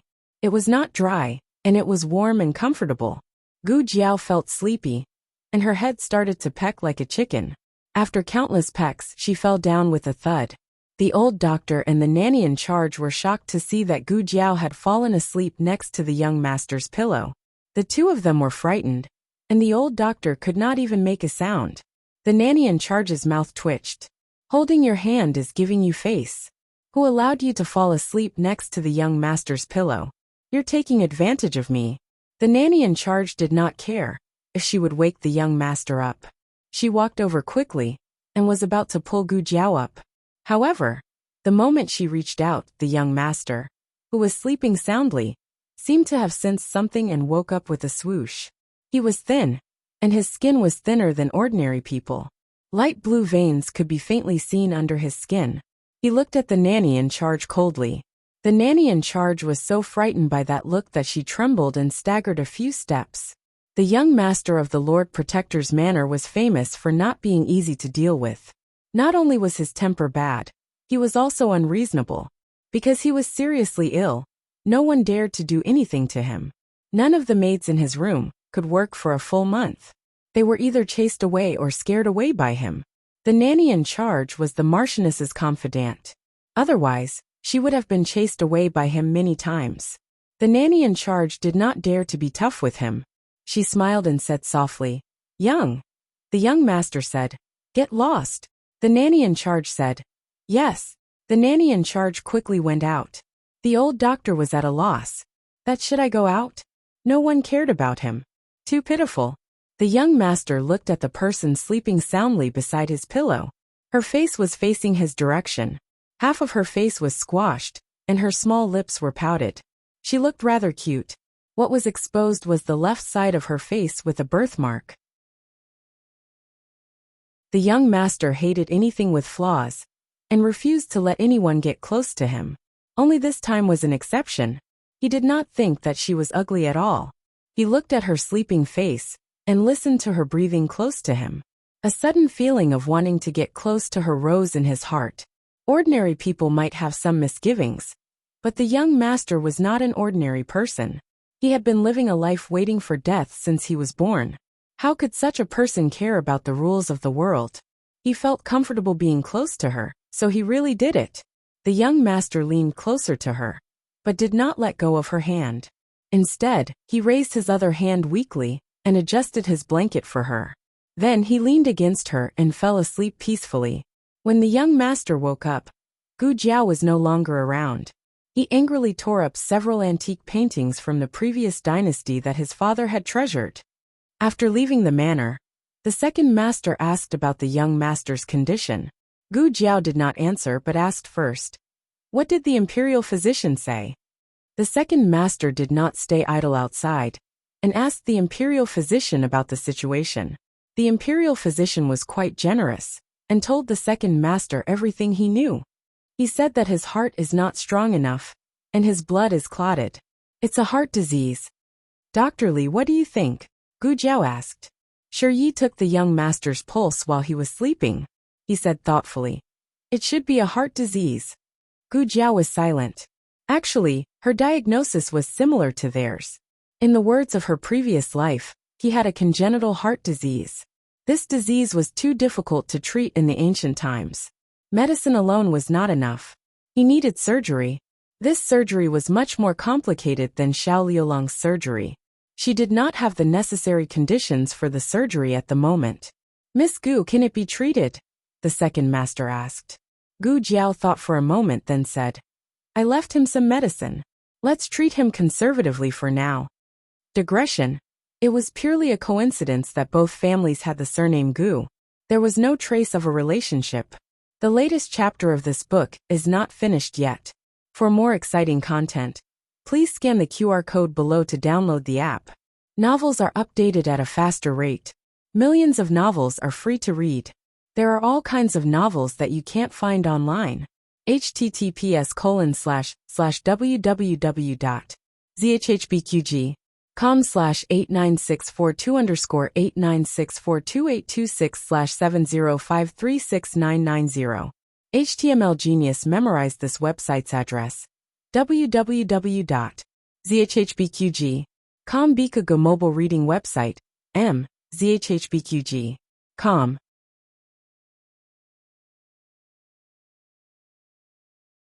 Chapter 49. Please scan the QR code below to download the app for more exciting content. Novels are updated at a faster rate. Millions of novels can be read for free. Novels with content that can't be found on the internet can be found here. After Shopkeeper he escaped from the manor. He didn't leave immediately. Instead, he waited for the manor to make a move. The young master didn't seem to be able to make it. He didn't know if the old master would run into him. If the young master really died in his hands, there would be no place for the old master in the Hu family. Shopkeeper he was secretly delighted when he saw Gu Jiao and the other two come out of the manor safe and sound. He was stunned. What happened? The young master didn't die? Or were they the same as them? Did they run away without any treatment? But looking at their calm appearance, it didn't seem like it. While Shopkeeper he was stunned, Gu Jiao and the other two got on the carriage and went to Dean Li's residence. The maid called Yu chased after them. "Oh, Hui Chun Hall. Wait." However, the carriage was already far away, and her shouts couldn't be heard. Yu held the pillar of the memorial arch and gasped for breath. Shopkeeper, he walked out from behind the big tree in a daze. He came to her and asked, "Miss, did something happen to the three of them?" Yu said, "What can happen to them? It's my young master." Shopkeeper, his eyes lit up. Was the young master really dead because of their treatment? Yu gasped for breath and continued, "My young master woke up and threw a big tantrum." Shopkeeper, he understood every word, but he didn't understand when they were put together. It's the young master's illness. Huichun Hall really has a divine doctor. My young master woke up. He still has the strength to throw a tantrum. Yu was overjoyed. Her young master tore 4 of Master Ho's antique paintings in one breath. He hadn't been so powerful for a whole year. Shopkeeper, he couldn't keep up with the other party's thoughts. Yu sighed and blamed herself. "It's all our fault. We were too happy and forgot to pay them." "Wait, you mean they?" Shopkeeper, he didn't dare to finish his sentence. It was impossible. Unexpectedly, Yu nodded vigorously. Yes. They're the ones who woke up my young master." This was like a blind cat running into a dead mouse. Shopkeeper, he couldn't believe that a doctor from a small town could have such brilliant medical skills. However, that didn't stop him from taking the credit for it. "That's right. Our rejuvenation hall is a magical hand that can bring people back to life."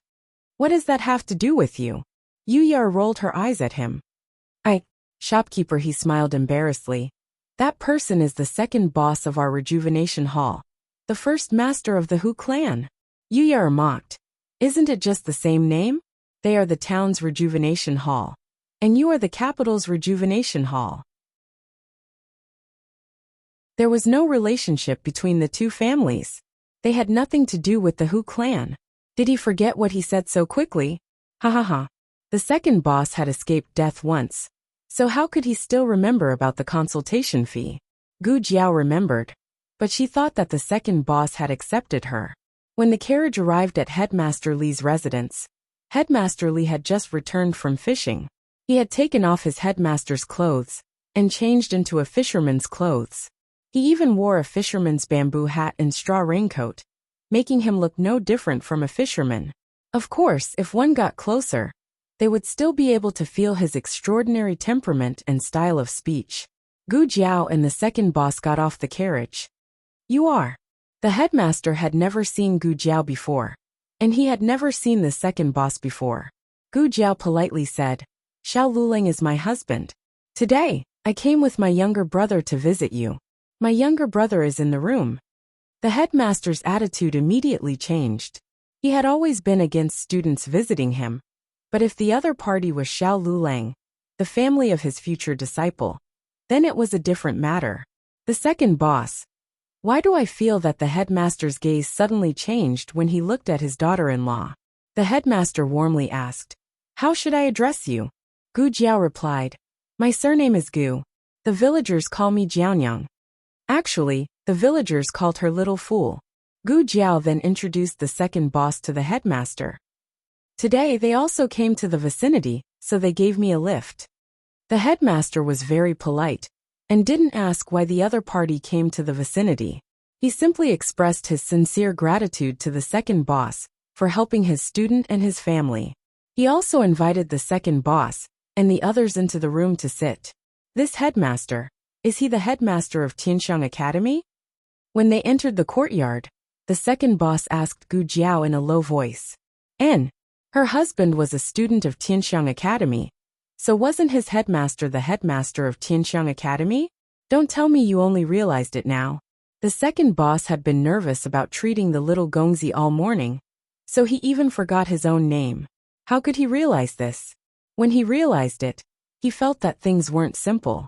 The headmaster's reputation in the small town might not be prominent, but in the capital, he was an existence that everyone scrambled for. He studied under the old chancellor and was the head of the 4 great scholars in the capital. The second boss was a few years younger than the headmaster, so he grew up in the headmaster's shadow. Every parent hoped that their son would grow up to be as talented as the headmaster. But unfortunately, most of them only grew up to be a rookie. The headmaster was simply the nightmare of their generation. Because of this abnormal person, how many parents felt that their sons were worthless? In terms of background, the Hu family was an aristocratic family with 100 years of history. The headmaster was a grassroots person, but in terms of influence, all the children of the Hu family added together couldn't compare to Headmaster Li. He was once a grand scholar in the cabinet. It was said that he moved here to accompany his mother to recuperate. The headmaster came to Clear Springtown earlier than the second boss, so the second boss initially considered whether or not he should pay him a visit. However, when he thought of the shadow of his childhood, he quickly gave up. Of course, the main reason was that he understood that the headmaster wouldn't meet him. I heard he doesn't accept gifts, the second boss said to Gu Jiao. When the headmaster was an official, he was an honest person, so he offended many people. When he came here to open an academy, he was even more disdainful of private gifts. Gu Jiao took out the mountain goods from the basket. Headmaster, this is Lialong's gift to you. The headmaster hurriedly took it, as if he was afraid that someone would go back on their word. Lulang is very considerate. The second boss was dumbfounded. Wait, aren't you going to be polite? Does the dignified headmaster lack mountain goods? The headmaster thought. Although you said you don't want it, your body is very honest. You even asked your wife to give you a gift for becoming my disciple. Under Gu Jiao's encouragement, Gu Xiaoshan also gave his New Year's gift, a wooden carving he carved. He loved carving things since he was young, otherwise, he wouldn't have carved his name on Gu Jiao's umbrella handle. This wooden carving was originally meant for Gu Jiao, but Gu Jiao said that it was more important to give it to the headmaster first, and that she could carve another one for herself later. Gu Xiaoshan felt that his sister's words were very reasonable, so he cupped his hands and gave the wooden carving to the headmaster. He carved Gu Jiao, vivid and lifelike. Without the birthmark on her face, she was as beautiful as a fairy. But, is it really okay to give your sister's carving to the headmaster? The second boss's mouth twitched. Gu Jiao's mouth also twitched. She didn't expect Gu Xiaoshan to carve this. The headmaster thought. Isn't it a little inappropriate for him to put a carving of his student's wife in the room? At this moment, old Madame Li woke up. Her eyes lit up when she saw the wooden carving. Bodhisattva. Old Madame Li took Gu Jiao's wooden carving and placed it on the table reverently. She even lit 2 incense sticks. Gu Jiao. The headmaster. Everyone. The latest chapter of this book is not finished yet. For more exciting content, please scan the QR code below to download the app. Novels are updated at a faster rate. Millions of novels are free to read. Novels with connotations that can't be found online are all available here. https://www.zhhbqg.com/89642_8964286/70502657. HTML Genius memorized the website address in 1 second. www.zhhbqg.com Bika Go mobile reading website. zhhbqg.com.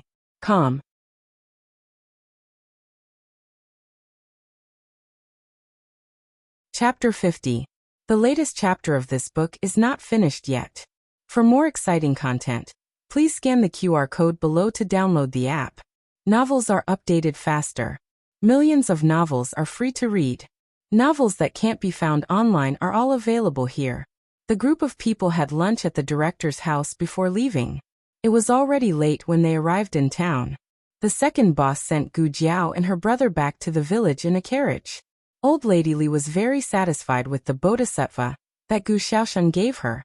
Before leaving, she asked the director to give Gu Xiaoshan the prayer beads that she had treasured for many years. The prayer beads were made of jade and had been blessed in front of Buddha. No matter its value or significance, it was incomparable to ordinary jade. However, Gu Xiaoshan did not like this, so he gave the prayer beads to Gu Jiao. Of course, Gu Jiao would not be greedy for his things. However, if he brought them back to the Gu family, they would only be pocketed by the Gu family. Thus, she accepted them first and planned to return them to him when he got married and started a new family. Sister, I'm going in, Gu Xiaoshan said. Gu Xiaoshan entered the Gu family's old house. Gu Jiao carried the basket and continued to walk forward. After a while, She entered the house. Xiao Lulang and the old lady were sitting in the central room eating dinner. The old lady's expression was not very good. When she saw Gu Jiao return, she showed a very warm expression for the first time. Jiao Jiao is back. Gu Jiao nodded. There was no need to be so warm. Gu Jiao was used to the old lady's sullen face and ignoring her. She was not used to her sudden enthusiasm. What's wrong? Gu Jiao looked at the food on the table. It was obviously cold, but the two of them did not touch their chopsticks. The old lady pursed her lips and said bitterly, Liulong's cooking is terrible. He looked like a dog, but his cooking was worse than Gu Xiaoshuan's. Gu Jiao did not know how to answer. She looked at the old lady and then at Xiao Lulang. She had never tasted Xiao Liulong's cooking. She did not know whether it was good or bad. However, it was understandable that old madam disliked it, but why was he disliking it too? Didn't he always cook for himself? Xiao Lulang said nothing with a deadpan expression. Gu Jiao sighed. She remade the dishes and baked a few egg pancakes. The old lady's eyes were glowing green. Xiao Lulang was still quite serious, but Gu Jiao felt that perhaps she had seen too much of the old lady, so when she looked at Xiao Lulang again, she felt that there was a hint of lust in his eyes. Xiao Lulang did not talk much at the dinner table, but the old lady would. If Xiao Lulang did not allow her to talk, she would snort, I'm your grandaunt. Even if he had to kneel, he still had to show his filial piety to his grandaunt. The old lady asked about the visit to the director. Did you see the director? Yes, I did. He is a kind person. He has an old mother and a young servant at home. With his status as the director of Tianxiang Academy, Gu Jiao thought that his home would be very luxurious and even have a group of servants, but it was not. His house was very large, but it was also very elegant, quiet and simple. The old lady asked, just 2 people? Gu Jiao replied, 3 and a servant. Gu Jiao had the mindset of her previous life. A servant was also a person. No wife or children? The old lady asked. His wife has passed away. Xiao Lulang suddenly spoke. He paused for a moment, then said, she passed away when she was young, and he never remarried. Quite pitiful. The old lady did not say anything else. After dinner, Gu Jiao took out the gifts the director had given her. It was a large box of osmanthus-flavored 1,000-layer pastry, and 2 fish that the director had personally caught. The old lady liked the 1,000-layer pastry very much, but Xiao Lulang did not like the 2 fish at all. His eyes were filled with disdain. Gu Jiao marinated the fish and boiled water to wash up. When she was taking off her clothes, something suddenly fell out. She picked it up and found that it was a white jade thumb ring. This jade thumb ring was of excellent quality. Its texture was warm, and its shape was like congealed fat. It was definitely not an ordinary item. Strange, why do I have this on me? She did not remember the director and old Madam Li giving her such a big treasure. She held the jade thumb ring to the tip of her nose and smelled it. There was a faint medicinal fragrance. Could it be his? Hot Spring Villa. The Marchioness finished her daily prayers and returned to the villa. She was overjoyed when she heard that her son had woken up. Halfway there, she asked about the specific process and situation. The nanny in charge told her one by one. The young master's condition was not good. Fortunately, the godly doctor of Rejuvenation Hall helped and successfully woke him up. She did not dare to say that the young master was really not breathing. After all, she did not see it with her own eyes. In addition, it also saved her the trouble of the little medicine boy climbing into the bed. She only knew that the little medicine boy was very clever and served the young master very well. During the conversation, the two of them arrived at Gu Yan's courtyard. After Gu Yan woke up, he angrily tore a few antique paintings. After tearing them, he collapsed on the bed like a salted fish and panted. His appearance was too horrible to look at. However, the Marchioness was thankful that he could wake up. The Marchioness excitedly walked forward and sat on the edge of the bed to hold her son's hand.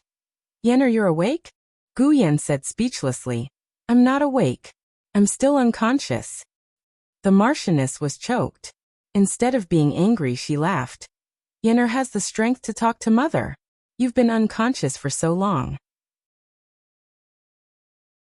Do you know that Mother was scared? Fortunately, Bodhisattva protected you. What does Bodhisattva have to do with it? Gu Yan hummed. The Marchioness laughed. Yes, yes, yes. It's Yenner's luck that is great. Gu Yan said seriously, she cured me. I know it was her. She even left me medicine. When Gu Jiao saved him, he didn't wake up. When she left him medicine, he didn't wake up either. However, he had an intuition that she was the one who did all these things. The Marchioness thought that Gu Yan was talking about him, the old madam of Huichun Hall. She hurriedly nodded. Yenner is right. It was the doctor from Huichun Hall who saved you. Mother will properly thank them. Yenner, why is the jade thumb ring on your finger missing? That jade thumb ring was Gu Yan's personal item. Although she didn't know where he got it, he always carried it with him, and never allowed anyone to touch it. There was once when he couldn't find it under the quilt. He was so angry that he fainted. She took it, Gu Yan said calmly. Who? This time, the Marchioness didn't guess the old doctor. After all, how could a dignified divine doctor do such a thing? Gu Yan didn't answer her question. Instead, he said, she accidentally took it. Although they had only met once, he seemed to know her very well. Even he couldn't explain why he had such a strong intuition. Maybe it's that little girl. The nanny in charge whispered in the Marchioness's ear. The old doctor brought her here. She's quite young and doesn't know much. The Marchioness sighed. Forget it. They saved Yenner. It's just a jade thumb ring. Since Yenner doesn't care, it's fine to give it to her. There's no need to pursue the matter. The latest chapter of this book is not finished yet. For more exciting content, please scan the QR code below to download the app. Novels are updated at a faster rate. Millions of novels are free to read. Novels with connotations that can't be found online are all available here. https://www.zhhbqg.com/89642_8964286/7047069. HTML Genius memorized this website's address in a second. www.zhhbqg.com Bkj mobile reading website. zhhbqg.com.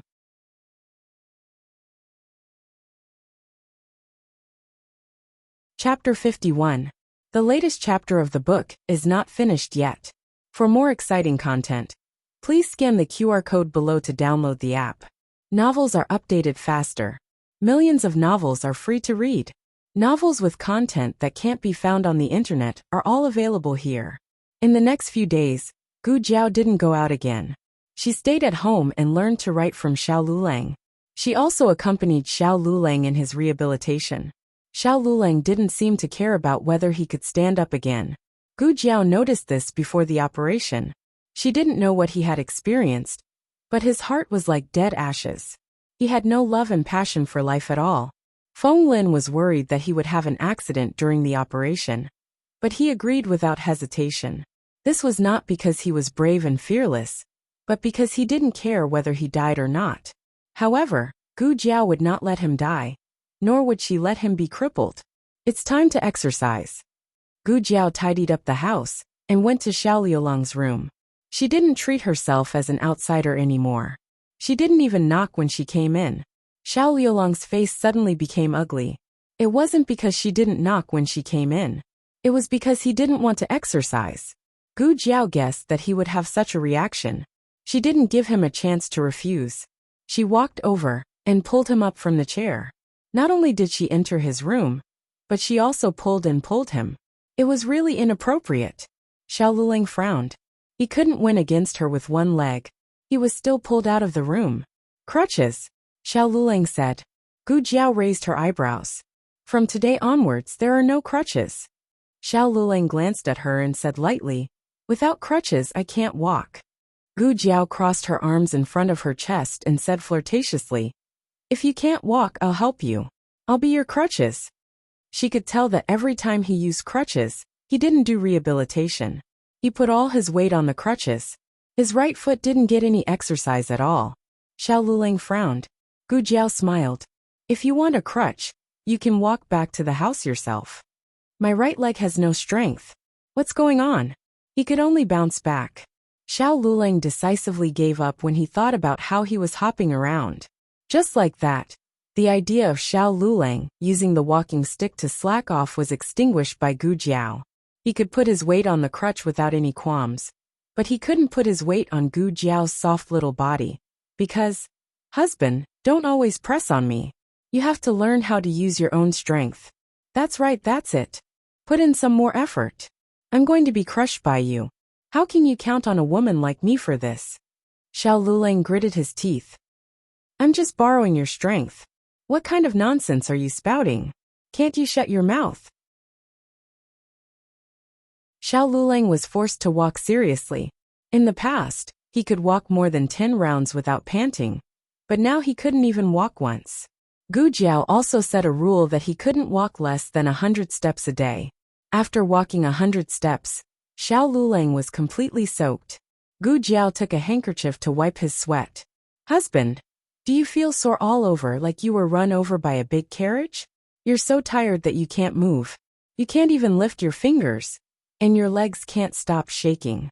Xiao Lulang was speechless. Xiao Lulang finally finished his torture for the day. Next, it was his turn to torture Gu Jiao. Have you practiced your calligraphy today? He asked seriously. Gu Jiao, who was gloating just a second ago, suddenly froze. Xiao Lulang found a little pleasure in taking revenge. He narrowed his eyes and said, You make me walk so many steps every day, but you don't practice a single word. Including yesterday, you haven't written 100 words. Gu Jiao scratched her little head in annoyance. She hated writing with a brush, especially the Zhao state characters with so many strokes. Xiao Lulang snorted and said, If you don't write today, you'll have to write 200 words tomorrow. Gu Jiao put down the pen with a bang. Then you'll walk 200 steps tomorrow. Xiao Lulang, I'm not walking. Gu Jiao, then I won't write. Xiao Lulang, up to you. Gu Jiao. It didn't matter if she didn't write or not, but he had to do rehabilitation. Otherwise, he would be a little cripple for the rest of his life. Xiao Lulang didn't care if he was a cripple or not. He looked at Gu Jiao indifferently and went back to his room with a victorious expression. Xiao Lulang could tell that Gu Jiao didn't like writing. At first, she was curious about the words on the prescription, but after she tasted the boredom of practicing calligraphy, she gave up. He was sure that Gu Jiao didn't know how to write. The next day, when he opened his eyes, he saw a little person sitting cross-legged on his bed. Her arms were crossed in front of her chest, and she was fuming like a grumpy little wild cat. She had 2 huge dark circles under her eyes, and she was giving him a terrifying death stare. What are you doing? Xiao Lulang looked at her in shock. He didn't know how long she had been there. Had she been staring at him while he slept? Gu Jiao snorted coldly and took out a thick stack of words that she had practiced. She threw it in front of him in a domineering manner. Man, these are the words you wanted. Xiao Lulang looked at the words and then looked at her dark circles. He frowned and said, Don't tell me you didn't sleep the whole night to write this? How many words was that? She must be crazy. Gu Jiao was like a little beast that had finally bared its fangs. 1,000 words. Today, you have to walk 1,000 steps. Xiao Lulang. The days of chaos in the Gu family had begun. Old Madame Fu's daily entertainment was not only eating melon seeds, eating sweets and teasing Xuaningxiang, but also watching them torture and hate each other. Xiao Lulang is missing a step. Old Madame Fu didn't mind watching the drama unfold. Gu Jiao rushed out of the kitchen with a kitchen knife. Looking at Gu Jiao, who could chop a cow to death with a kitchen knife, Xiao Liulang's expression was sorrowful. That shy little girl who had lowered her head in the wind and snow, waiting for him to put on a cloak for her. In the end, he had misjudged her.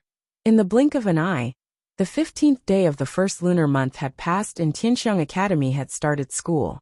Xiao Lulang woke up early in the morning and packed his bundle. After so long, the academy's dormitory should have been repaired. Once he moved into the dormitory, he wouldn't be forced to walk anymore.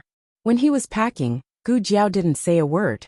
As usual, Gu Jiao sent him to second Uncle Luo's carriage and gave him his crutches.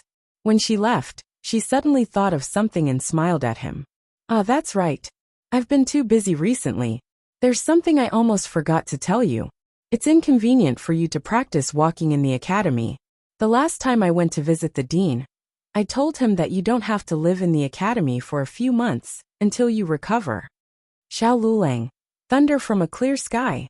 Not long after Gu Jiao left, Gu Xiaoshun came. Gu Xiaoshun sat down next to Xiao Lulang. Brother-in-law, why did you bring a bag? He only brought a bag of books. Xiao Lulang didn't want to say that he was tricked by his sister, so he asked, You don't live in the academy? Gu Xiaoshun said, If brother-in-law doesn't live there, of course I don't live there either. I'll accompany you. If anything happens along the way, we can take care of each other. No matter what, he was the #1 village bully in the surrounding area. Protecting his brother-in-law was appropriate. Xiao Lulang held back his anger. Why didn't you say so earlier? Sister didn't want me to say. She said she wanted to give you a surprise. Gu Xiaoshun spread out his hands and smiled. How is it, brother-in-law? Are you surprised? Are you surprised? Xiao Lulang gritted his teeth. Gu. Jiao. Digression Jiao Jiao. Hey. Oh, __. Oh, the latest chapter of this book is not finished yet. For more exciting content, please scan the QR code below to download the app. Novels are updated at a faster rate. Millions of novels are free to read. Novels with connotations that can't be found online are all available here. https://www.zhbqg.com/89642826/70427772. HTML Genius memorized this website's address in 1 second. www.zhbqg.com Bika Go mobile reading website. zhbqg.com.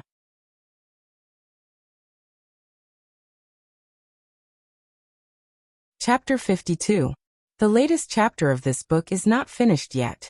For more exciting content, please scan the QR code below to download the app. Novels are updated at a faster rate. Millions of novels can be read for free. Novels with connotations that can't be found online can be found here.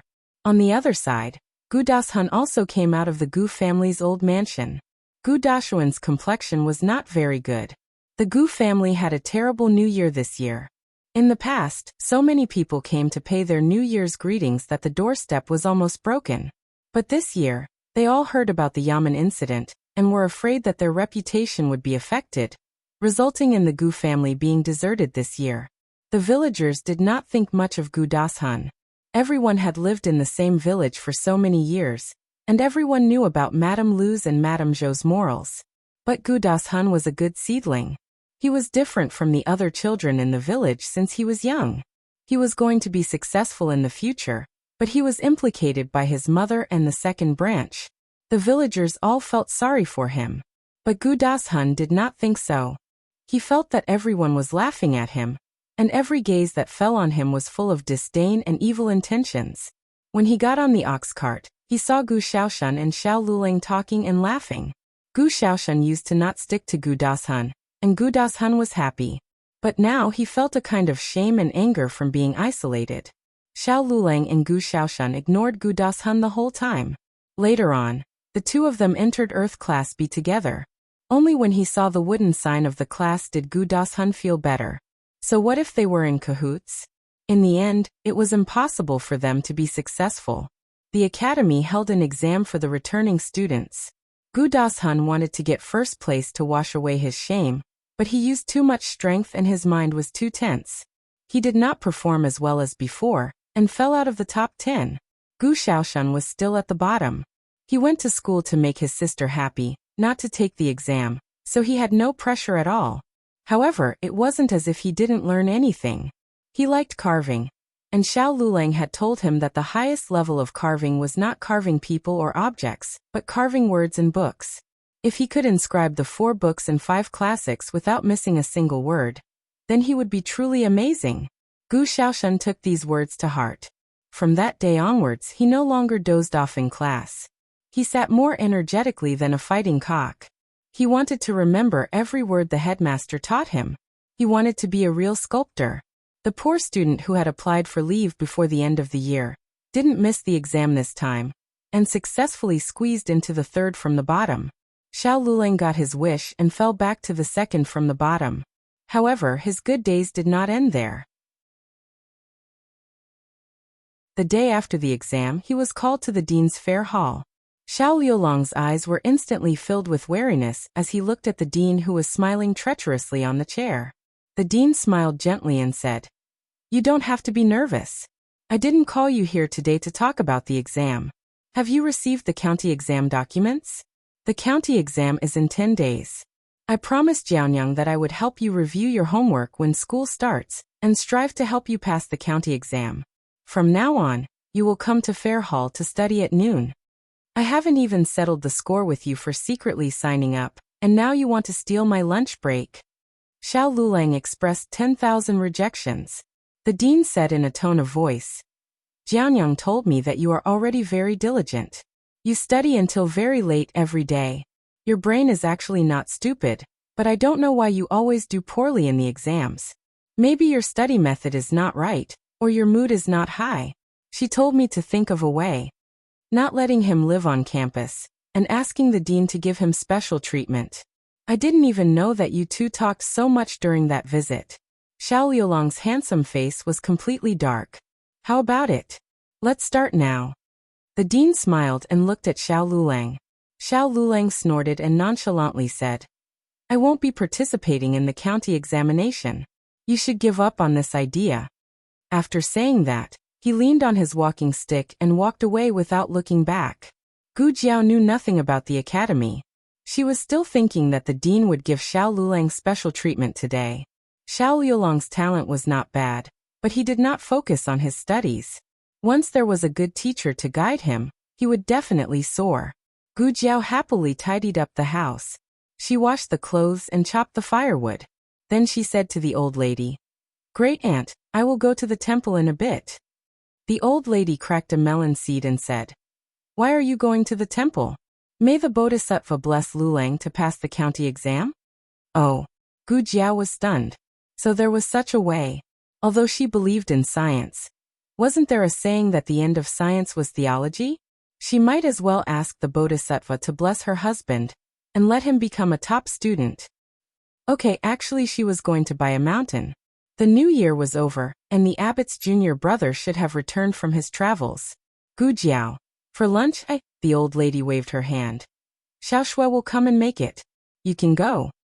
The old lady did not like to eat hot food. Although Shui Ningxiang's cooking was not as good as Gu Jiao's, the old lady still wanted to eat freshly made food. She did not know who had spoiled her to this temperament. Gu Jiao often felt that the old lady was an ordinary person, but occasionally the other party would reveal her habits and make her feel that she was a person above everyone else. Thinking too much, Gu Jiao rubbed her chin and carried the basket to the other side of the mountain. When she arrived at the foot of the mountain, Gu Jiao saw a luxurious carriage. She felt strange. That temple was only a small one. Why were there always noble people coming here? Gu Jiao did not take it to heart and walked towards the top of the mountain. When she reached the last few steps, the figure of a woman suddenly fell down from above. This was a mountain road and the steps were very steep. It would be strange if she did not fall to her death. What was worse was that Gu Jiao was directly below her. Gu Jiao did not want to fall down with her. In a flash, Gu Jiao stepped to the side and reached out to grab her. That person spun in place before stabilizing herself.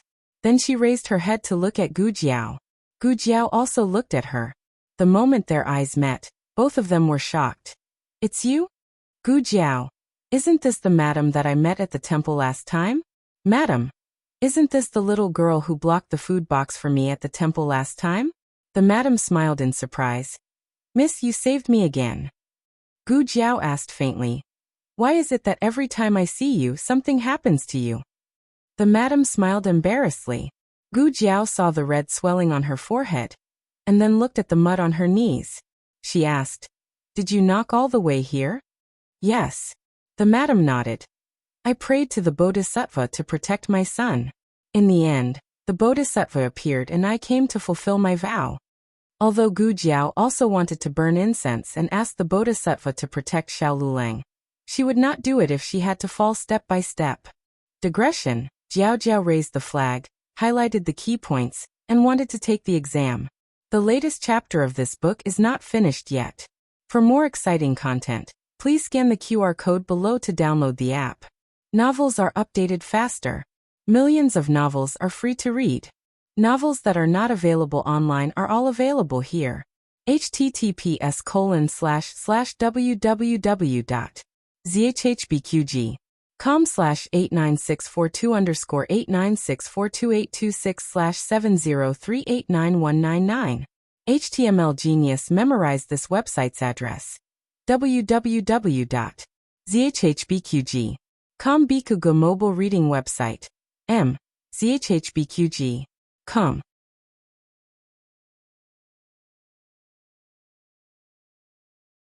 Chapter 53.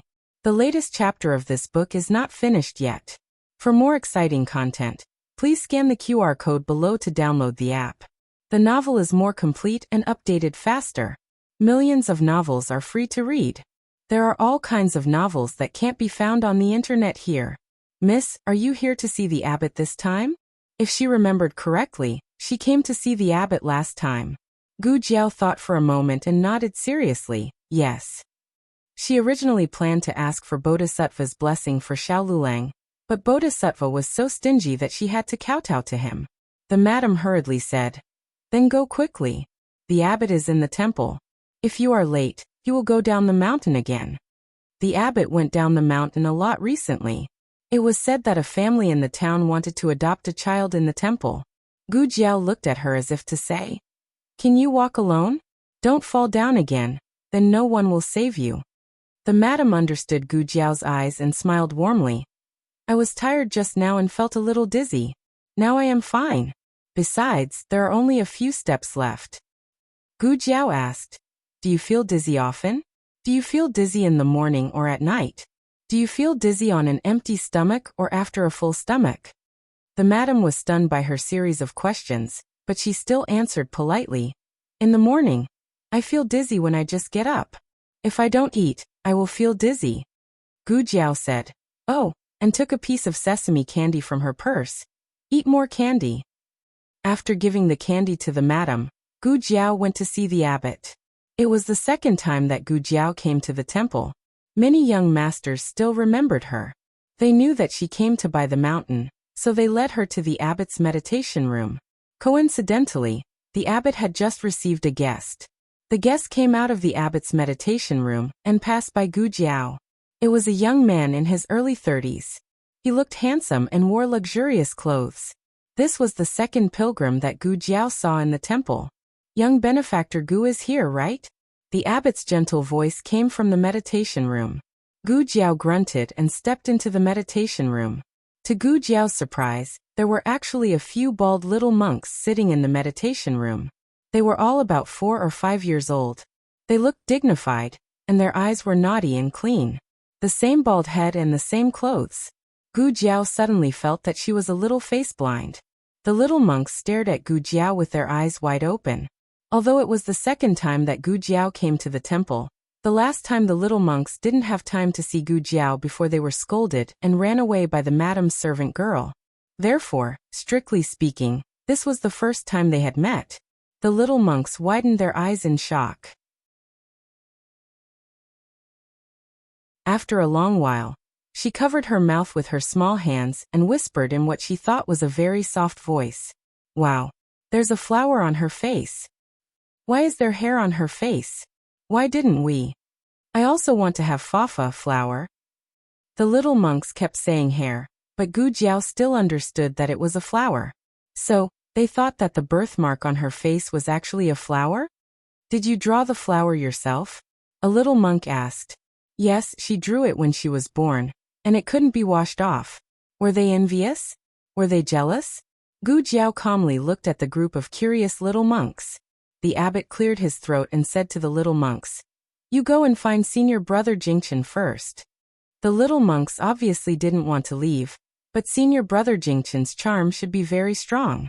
After hesitating for a while, the little monks ran out to find him.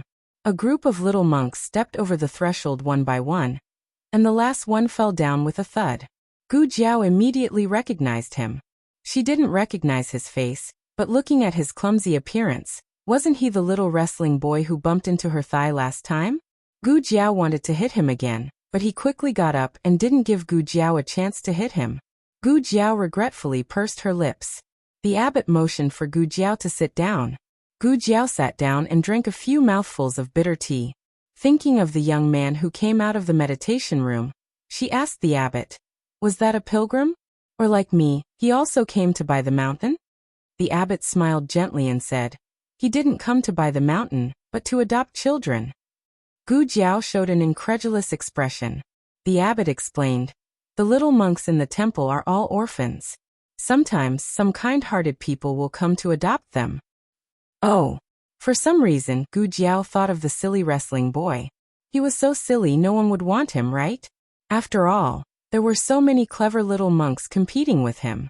The abbot said, "I mentioned the matter of buying the mountain to my junior brother.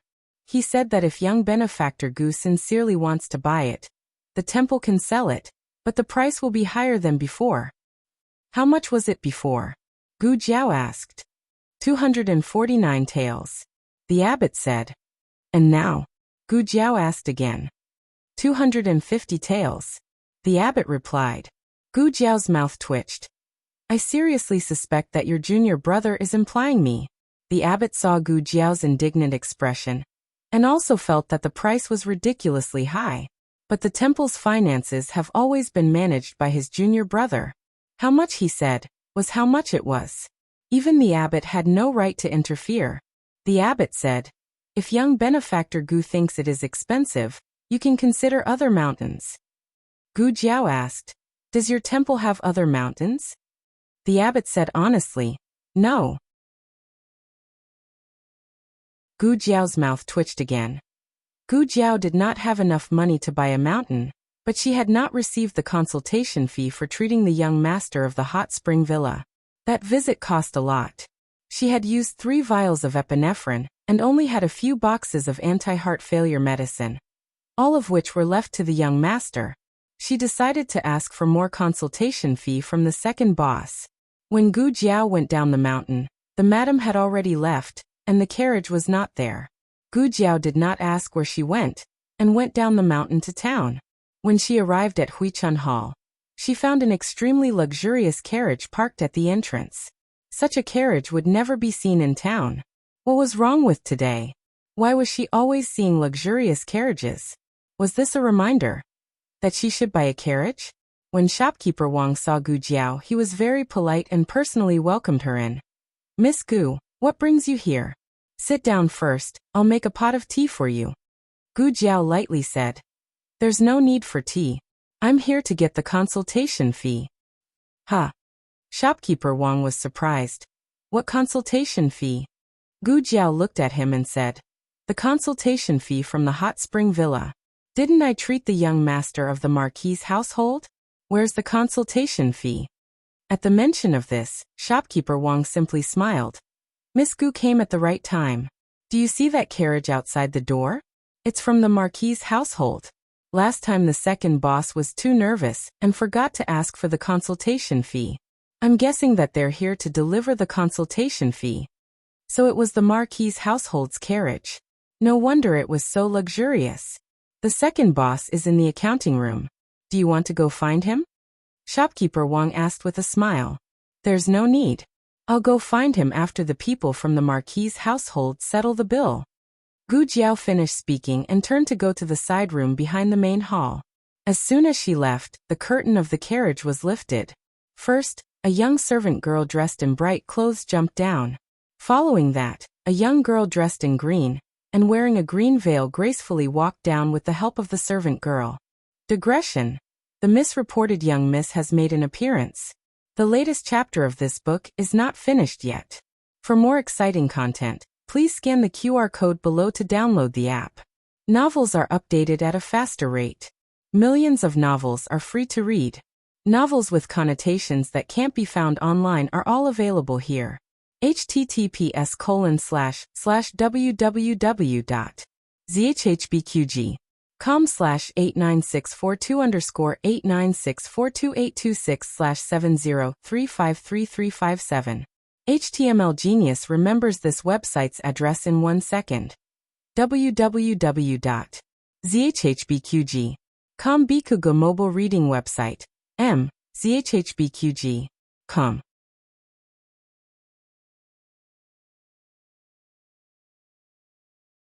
Chapter 54.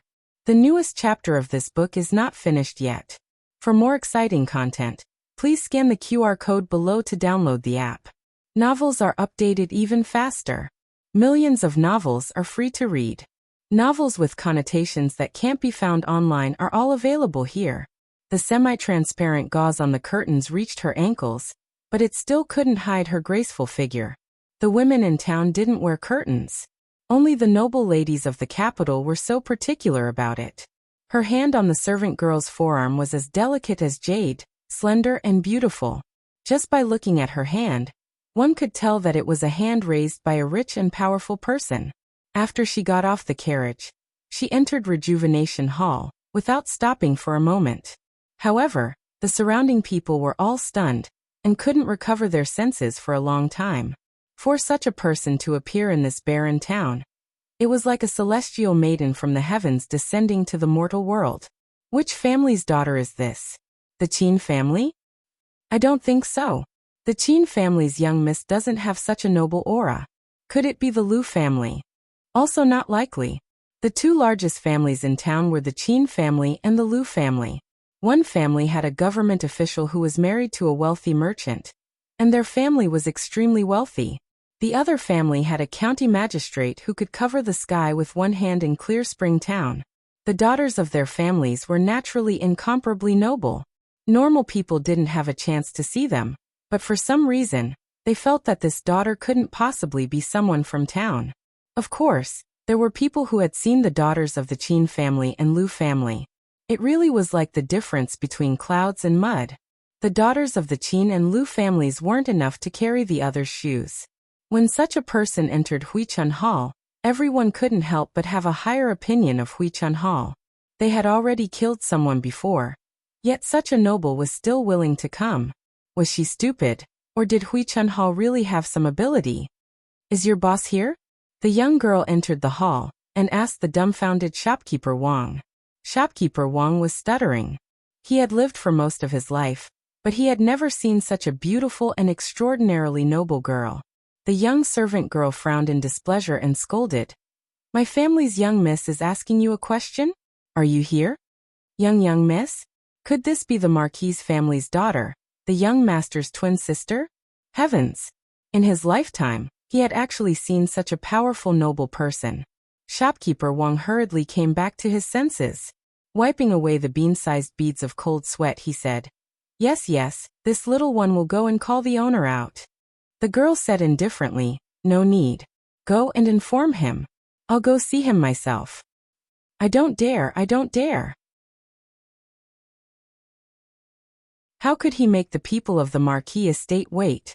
Since the second boss had nothing to do at the moment, Shopkeeper Wang decided to take him to the study behind the main hall. Shopkeeper Wang's guess was correct. The young girl was indeed here to pay the consultation fee.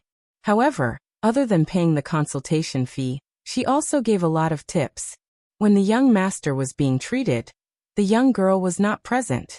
She only heard about many things after the event, but there was no harm in letting her know what had happened. My little brother is very satisfied with that old doctor and his little medicine boy. Let them come again next time. The young girl stood up and left. The daughter of the Marquis' estate had personally come to Rejuvenation Hall to thank Rejuvenation Hall for their miraculous treatment of the young master of the Marquis' estate. It didn't mean that Rejuvenation Hall had the qualifications to make friends with the daughter of the Marquis' estate. The second boss was a smart person. He knew his own weight, and also knew that he couldn't make friends with him, so he didn't try to curry favor with him in vain. He politely agreed to the young girl's request and personally sent the young girl to the door. Second boss, please return. The young girl said unhurriedly. The second boss cupped his hands and bowed. It wasn't until the young girl sat in the carriage and left that he turned around and entered Rejuvenation Hall. After the carriage had traveled for a while, the young girl suddenly looked at her waist, and her expression changed slightly. Not good. My jade pendant is missing. Is it the jade pendant that the Marquis gave you? Didn't you wear it when you left today? Why is it missing? The young maidservant anxiously searched everywhere, but there was no sign of it in the carriage. The young maidservant asked, "Could it be that it was left in Rejuvenation Hall? We didn't go anywhere other than Rejuvenation Hall today."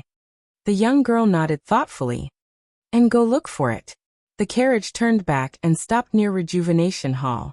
The young maidservant lifted her skirt and entered the main hall. When shopkeeper Wang saw her return, he couldn't help but be startled. "This young lady, why have you returned? Do you have any other orders?" The young maidservant said in a bad mood. "My family's young Miss Jade pendant is missing. Quickly have someone look for it." Hearing this, shopkeeper Wang immediately became cautious. "May I ask, what does Miss Gu's jade pendant look like? What kind of jade is it?" The young maidservant gestured. "It's this big, round-shaped, and made of mutton fat jade." Shopkeeper Wang immediately brought the workers in the main hall to look around. The young maidservant didn't stay idle, and went to the second master's study room. She remembered that her family's young miss had sat there before. Perhaps she had left it there. The second master wasn't there, and she didn't wait for him to return. She went in and searched for a while but found nothing. Following that, she searched the corridors and corridors, but still couldn't find the shadow of the jade pendant. When she passed by a side room, she noticed that the door to the side room was ajar. She hesitated for a moment, but still went in. On the table in the side room, there was a broken basket that didn't fit in. There were some mountain goods in the basket and a small tattered chest. The young maidservant looked at the chest with disdain, and suddenly found a pouch beside the chest. She opened the pouch and faintly felt that something was wrong. She poured out the contents of the pouch and scattered them all over the table. There were a few silver pieces that rolled to the ground. The young maidservant didn't pick them up. Her eyes stared at the jade pendant, and the jade thumb ring that fell with the jade pendant. She muttered in a daze, "Isn't this the young Miss Jade pendant and the little Gongzi's jade thumb ring? Why are they here?" Gu Jiao's period came, and she went to the toilet. When she entered the room, she saw a young girl looking through her pouch. She coldly walked into the room and looked at the mess on the table and ground. She asked, "Did you do this?" The young maidservant looked up at Gu Jiao. Gu Jiao was dressed like a village girl and had a red birthmark on her face. The young maidservant's face showed undisguised disdain. "So what if it was me? Are these things yours?" Gu Jiao crossed her arms and quietly looked at her. There was no trace of fear or guilt in her eyes. The young maidservant was a servant of the Marquis Fu. Her food and clothing were not worse than the young misses of large families. When she went out, it was unknown how many people would be afraid. A little village girl dared to look at her with that kind of gaze. The young maidservant angrily said, "Are you deaf? Didn't you hear me ask you a question?" Gu Jiao said "You." The young maidservant was angered by her attitude and said in a bad mood, "You stole my master's things and don't dare to admit it, right?" The latest chapter of this book is not finished yet. For more exciting content, please scan the QR code below to download the app. Novels are updated even faster. Millions of novels are free to read. Novels that can't be found online are all available here. https://www.zhhbqg.com/89642_8964286/70316211. HTML Genius 1 second. Remember this website address. www.zhhbqg.com. Bikugo mobile reading website. zhhbqg.com.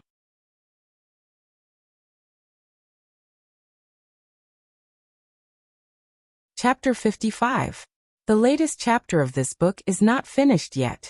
For more exciting content, please scan the QR code below to download the app. Novels are updated even faster. Millions of novels are free to read.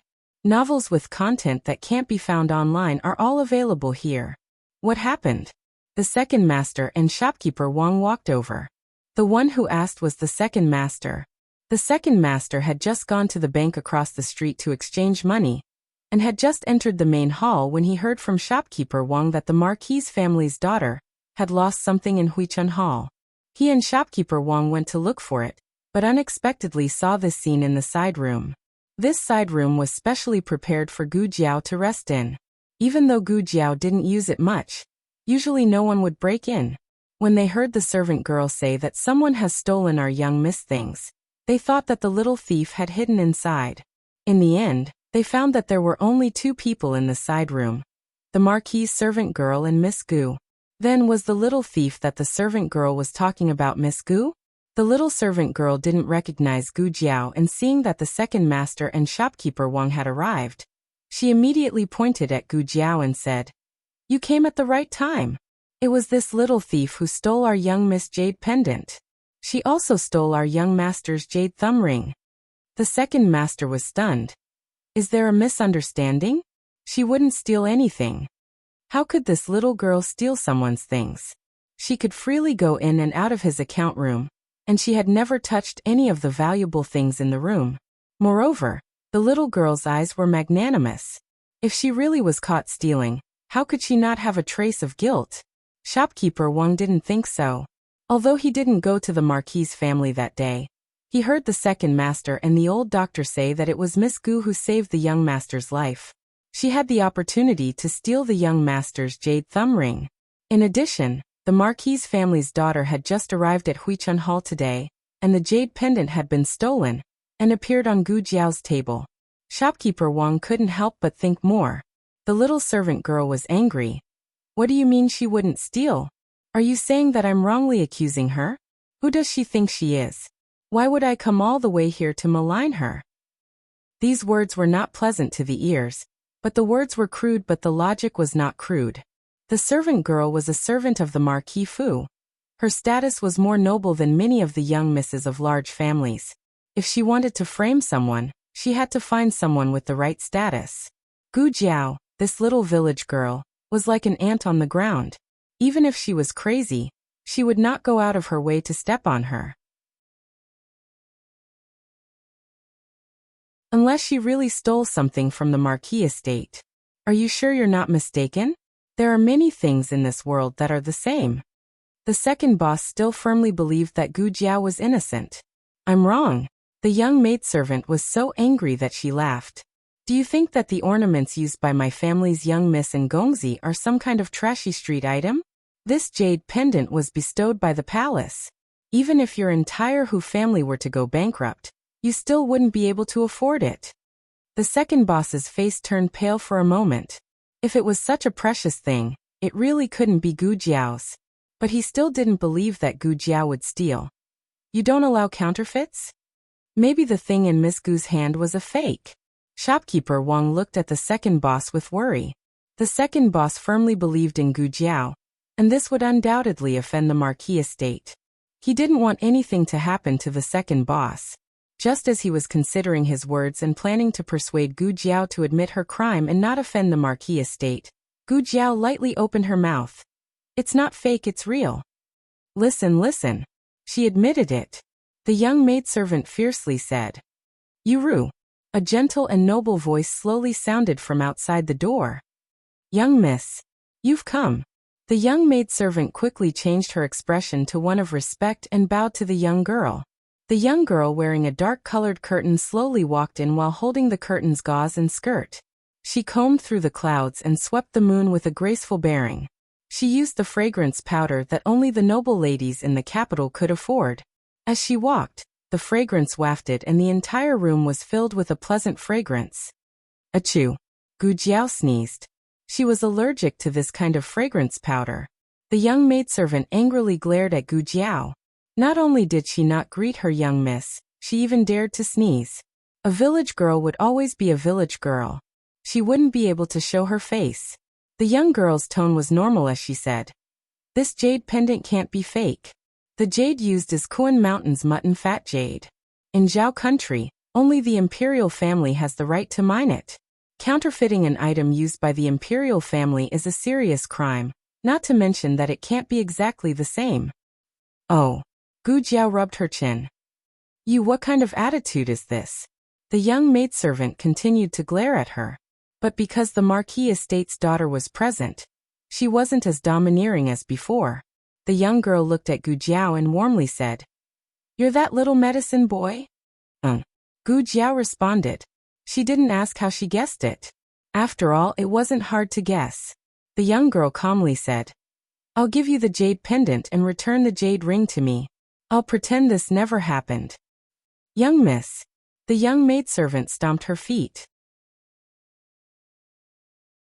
Shopkeeper Wang didn't expect the situation to take such a shocking turn.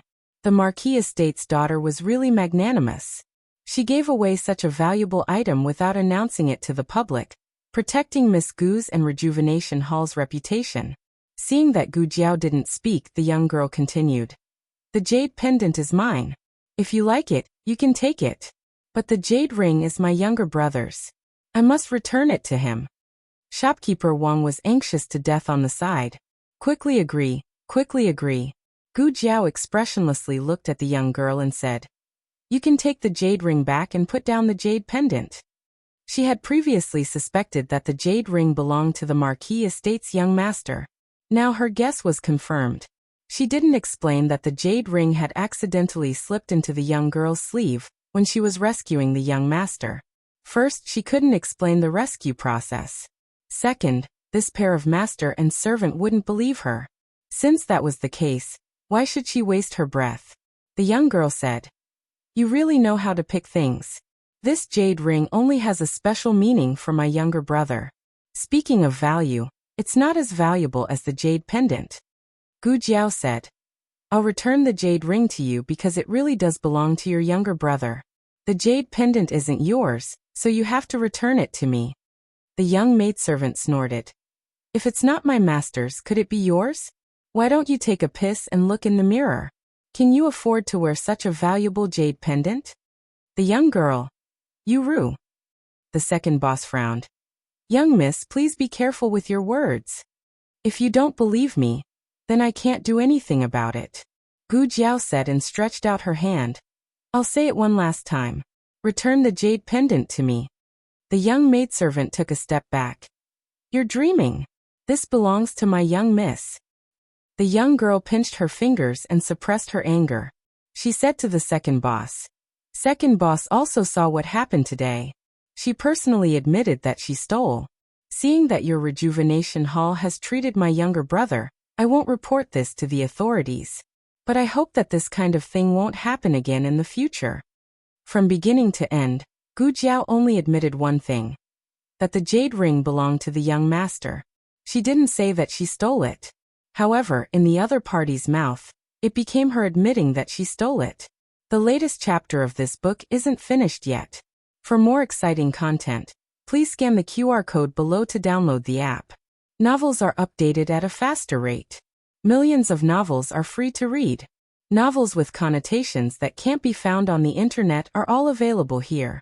https://www.zhhbqg.com/89642_896428226/702800308. HTML Genius remembers this website's address in 1 second. www.zhhbqg.com Bikugo mobile reading website. zhhbqg.com.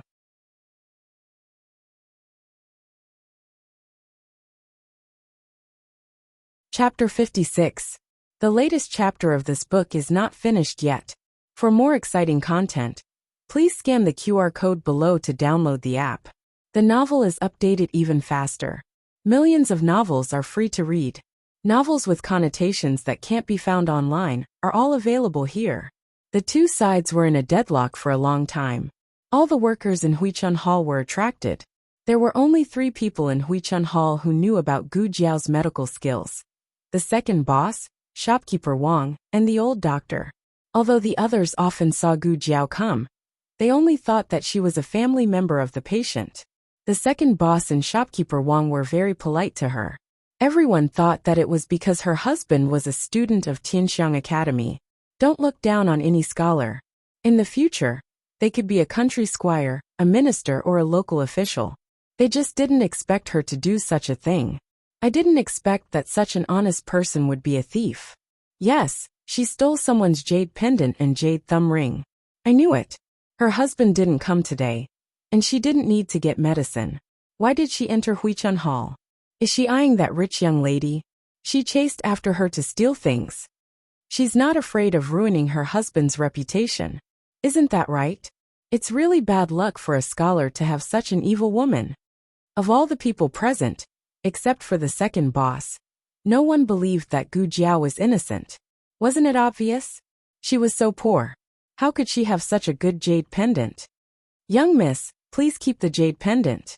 As the young maid spoke, she bowed and hung the jade pendant on the young lady's waist.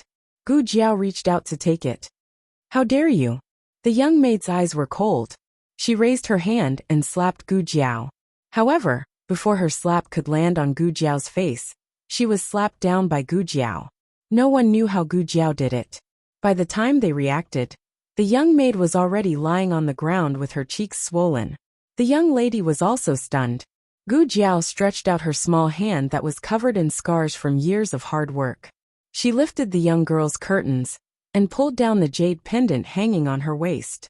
Throughout the whole process, Gu Jiao held his breath and did not smell the fragrance on her body. The young girl stared at her with her almond-shaped eyes. You impudent!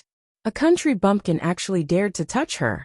After Gu Jiao took back the jade pendant, she wasn't in a hurry to put it into her pouch. Instead, she took out a clean handkerchief from her bosom and wiped the jade pendant from top to bottom. The girl's breathing stopped. This country bumpkin, was she despising her for being dirty? If Gu Jiao wanted to annoy someone, she had to do it from all angles. The young girl only felt that her chest was suddenly blocked, and she was almost unable to breathe properly. The young girl gritted her teeth and angrily shouted, "Report this to the authorities." Who wants to report to the authorities? Accompanied by a dignified and cold male voice, the dean walked over with a stern expression. Another one that wasn't to be trifled with had arrived. The servants of the Return of Spring Hall all made a path for him. The dean entered the room and looked at the young girl, who was fuming with anger. He then looked at the servant girl who was lying on the ground for a long time, unable to get up. His expression was normal as he walked over to Gu Jiao's side. From where he stood, one could see his position. He turned around and looked at the young girl in a neither servile nor overbearing manner. Is it this young lady who wants to report to the authorities? I don't know what happened to make this young lady so angry. His words were polite, but his tone was not. The young girl knit her brows and asked, "Who are you?" The dean said, "I am the dean of Tianxiang Academy." The young girl, "Dean Li?" "The dean, that is me." Dean Li's name was like thunder in the capital, so it was impossible for the young girl to not have heard of him. Don't look at how Dean Li was a teacher in a small town, but his influence in the capital was still there.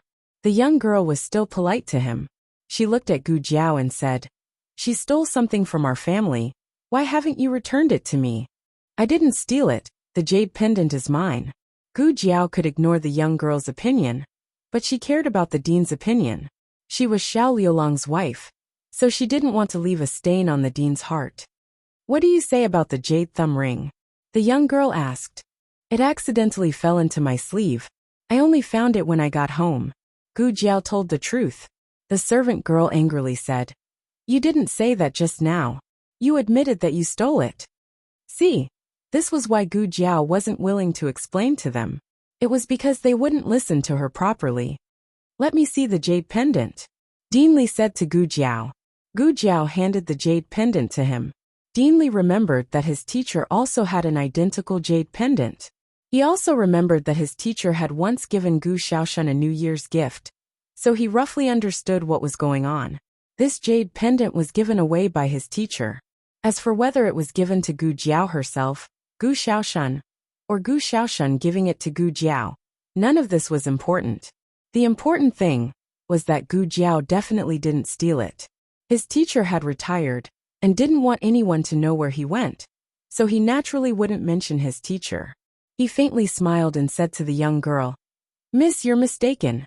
This jade pendant isn't yours. It was given to me by my teacher, and then I gave it to her husband." "Her husband?" The young girl looked at Gu Jiao from head to toe. "Her husband is my direct disciple." Deanly unilaterally declared his disciples' sovereignty. If that was the case, everything could be explained. Deanly's teacher was the old chancellor of the Imperial College. Before he retired, he was highly regarded by the emperor. It wasn't strange for him to have an item from the imperial court. But the young girl still felt that it was inconceivable. Many people in the capital wanted to take Deanly as their teacher, but they were all rejected by him. This little village girl was so poor, so she should have married a poor country boy. How could she have entered Deanly's eyes? Just as the young girl was feeling suspicious, a waiter from the rejuvenation hall ran over, panting. Found it, found it. Achoo. Gu Jiao smelled the fragrant powder on the jade pendant and couldn't help but sneeze. The jade pendant was found in the grass, and it had the same fragrance as the young girl. Compared to Gu Jiao's jade pendant, this piece was clearly more like hers. Is the truth out now? Gu Jiao asked. Even if you didn't steal the jade pendant, you still stole the jade thumb ring. The servant girl whispered. Don't say any more, you rue. The young girl stopped her and looked at Gu Jiao with a complicated expression. She walked forward and bowed. Sorry, I misunderstood you. Miss. The servant girl turned pale with fright. Her miss was the daughter of a marquis. How could she lower her voice to a lowly village girl? So what if she was wronged? Wouldn't it be enough to prove her innocence? Why did she have to apologize? The young girl said to the servant girl. You should also quickly apologize to this girl. But, apologize. The young girl's tone instantly became strict. The servant girl didn't dare to disobey, and apologized to Gu Jiao with a dark face. The young girl turned to the second boss and said, I hope this matter won't affect the treatment of my younger brother. The second boss calmly looked at Gu Jiao. Seeing that she didn't object, he smiled and nodded at the young girl. Miss Gu, what are you saying? Our Huichun Hall is benevolent. We won't delay the treatment of patients because of personal matters. Thank you. The young girl nodded and left with the servant girl with a bruised nose and swollen face. Deanly looked at her back and said thoughtfully, The Gu family? The Gu family in the capital? The second boss sighed with emotion. Other than the Gu family in the capital, who else could raise such a precious daughter? Everyone is not a saint. How can there be no mistakes? But to be able to admit her mistake, and repent in time and sincerely apologize to a lowly village girl, it was enough to show her noble character. What Deanly didn't say was that the precious daughter's name was really Gu Jinyu. The latest chapter of this book is not finished yet. For more exciting content, please scan the QR code below to download the app. Novels are updated even faster. Millions of novels are free to read. Novels with connotations that can't be found online are all available here. https://www.zhhbqg.com/89642_896428226/702463330. HTML Genius memorized this website's address in 1 second. www.zhhbqg.com Bikuga mobile reading website. zhhbqg.com.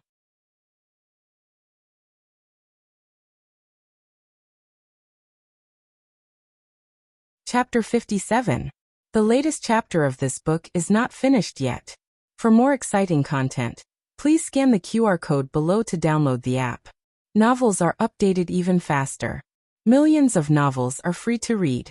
Novels with substance that cannot be found online are all available here. After Gu Jinyu left the clinic, she went straight to a tea house in town. The Marchioness had been waiting there for a long time. Gu Jinyu entered the tea house and threw herself into the Marchioness's arms like a swallow. She called her mother tenderly. The Marchioness hugged her daughter whom she had not seen for many days. Her heart was about to melt, but she said, How old are you? You're still burrowing into your mother's arms? You're so shameless. Gu Jinyu hugged her even tighter and said coquettishly, No matter how old I am, I'm still your and father's daughter. How am I shameless? How could the Marchioness despise her for being shameless? She was just coaxing her to say a few childish words to comfort her after not seeing her for so long. The Marchioness pinched the tip of her nose. You've really been spoiled by your father. Gu Jinyu snorted. Who told father to only have me as his precious daughter? The Marchioness did not know whether to laugh or cry. She asked her, "Did you pay the consultation fee at Huichun Hall go smoothly?" At the mention of this, Gu Jinyu averted her gaze. The Marchioness keenly sensed her daughter's abnormality. "What's wrong? Is Huichun Hall not satisfied with the consultation fee?" The consultation fee was a big blunder. The Marchioness thought that the servant had paid, and the servant thought that the Marchioness had paid. If the Marchioness had not casually asked, they would not have known that they had been in arrears with Huichun Hall. It was also because of this that the Marchioness had planned to personally make a trip to Huichun Hall. Unexpectedly, she had just left the villa when she ran into her daughter who had rushed over from the capital. After hearing the whole story, Gu Jinyu took on the responsibility of paying the consultation fee. But the Marchioness was not idle either. She went up the mountain to offer incense to the Bodhisattva. It's not that Huichun Hall is not satisfied with the consultation fee, but Gu Jinyu recounted everything that had happened at Huichun Hall. She did not embellish or hide anything. But her mother had taught her not to judge a book by its cover, so she did not deliberately emphasize that the village girl was ugly and had a striking red birthmark on her left cheek. Daughter was wrong. I shouldn't have been so arbitrary. She lowered her head and admitted her mistake. The Marquise said earnestly, "In this world, there will always be people of higher status than us. Your status is higher than hers, so you can look down on her. If in the future you meet someone of higher status than you, won't they look down on you too?" Although the Marquise doted on her daughter, she was not without principles. Gu Jinyu coquettishly held the Marchioness' arm. "I am the Marquise' daughter. Who would dare to belittle me? You." The Marquise glared at her helplessly. "But what's with younger brother's jade thumb ring?" Gu Jinyu asked. The Marchioness said, "Your brother said that she took it by accident. You know that your brother wouldn't lie." But Gu Jinyu still did not understand. "What do you mean by accidentally? How did he know that she was careless? Did he see it?" I don't know either." The Marquise doted on her daughter and had her own principles, but when it came to her son, all of them didn't count. After all, her son was someone who lived one day less, and she couldn't bear to use rules to restrain him. Her son didn't want to talk about what happened that day, so she didn't ask. It was just a jade thumb ring. If it was gone, it was gone. As long as her son was happy, it was fine. Gu Jinyu snorted with jealousy. "I also accidentally took it last time, but he ignored me for a whole month. Am I still his biological sister?" "You." The Marquise poked her forehead and said in annoyance and amusement, "If you're not, then who is? Don't tell me that the little girl who took the jade thumb ring is?" Because of this completely impossible joke, Gu Jinyu's mood improved. She leaned into her mother's arms and stretched out her small hand. "Mother, my hand is cold." The Marquise touched the back of her hand. It was indeed a little cold. Her heart ached. She put down the candy in her hand and took an exquisite hand warmer to warm her daughter's hand. But Gu Jinyu looked at the sesame candy on the plate with a strange expression. "Mother, where did you get this? One look and you can tell it's not clean. Be careful not to get a stomachache." The Marquise thought of that little girl, and a trace of gentleness appeared in her eyes. "A kind-hearted girl gave it to me, so I accepted it." On the other side, Gu Jiao received her consultation fee. It was a total of 20 taels. Adding the money she had, it was enough to buy that mountain. The second boss was a little worried that today's matter would make Gu Jiao unhappy. He asked embarrassedly, "That the consultation next month?" Gu Jiao calmly said, "I promise to see patients once a month. I won't go back on my word." After saying that, she took the money and went to the academy. The dean did not return to the academy and left first. When Gu Jiao arrived at the academy, school had already ended. Students in white uniforms came out one after another. Gu Jiao was still waiting at the entrance of the alley, but she did not see Xiao Lulang or Gu Xiaoshan. Just as Gu Jiao was guessing whether the two of them had been detained by the teacher, Xiao Lulang and Gu Xiaoshan walked over from another direction. Xiao Lulang and Gu Xiaoshan carried a pile of things in their hands. When they got closer to Gu Jiao, she realized that it was some candles and a thick stack of paper money. Gu Jiao asked, "What did you buy these things for?" Gu Xiaoshan was stunned. Sister, did you forget? Today is the anniversary of third uncle and third aunt's death. Gu Jiao was speechless. She really forgot. The original owner remembered such an important day. Unfortunately, Gu Jiao was not the original owner, so she had forgotten this day. Thank goodness you remembered, Gu Jiao said to Gu Xiaoshan. Gu Xiaoshan awkwardly scratched her head. Actually, I don't remember either. It was brother-in-law. Gu Jiao raised her eyebrows as she looked at Xiao Lulang. She did not remember herself mentioning the anniversary of her parents' death. He should have heard it from the villagers. With their current fake relationship as husband and wife, it was hard for him to remember. Gu Jiao, thank you. Xiao Lulang expressionlessly got onto the ox cart with his walking stick. He was still angry at Gu Jiao for having a secret relationship with Principal Li. He was planning on not talking to her for a day. Gu Jiao didn't know what was going on with his sudden awkwardness, but he had already helped her remember the anniversary of her parents' deaths. It definitely wasn't because of her. Gu Jiao heartlessly got onto the ox cart. Gu Jiao, who thought that their relationship was very good, deliberately chose the seat closest to him. Xiao Lulang was half dead from anger, but the person who made him angry did not have the slightest awareness that she had done something wrong. Xiao Lulang became even angrier. After the three of them returned to the village, Madame Lu directly called Gu Xiaoshan away. Gu Jiao and Xiao Lulang went to the cemetery on the other side of the field.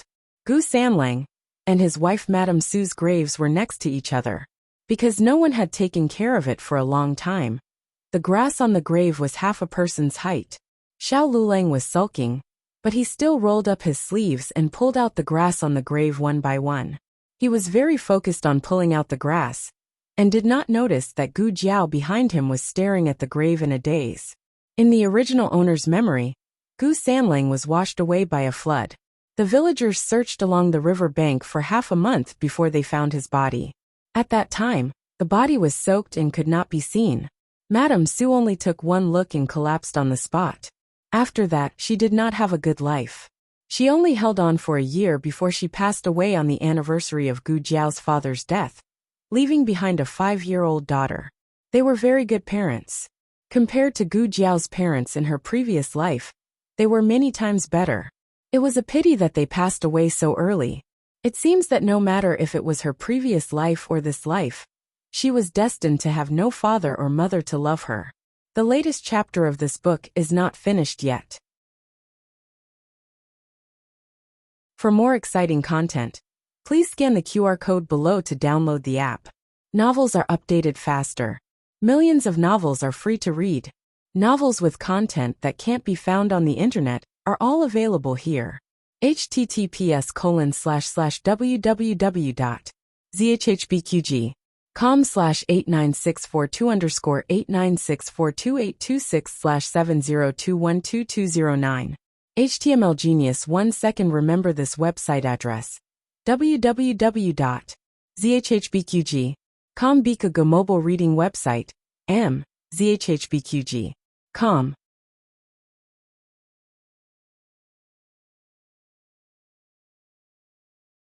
Chapter 58. The latest chapter of this book is not finished yet. For more exciting content, please scan the QR code below to download the app. Novels are updated faster and more frequently. Millions of novels are free to read.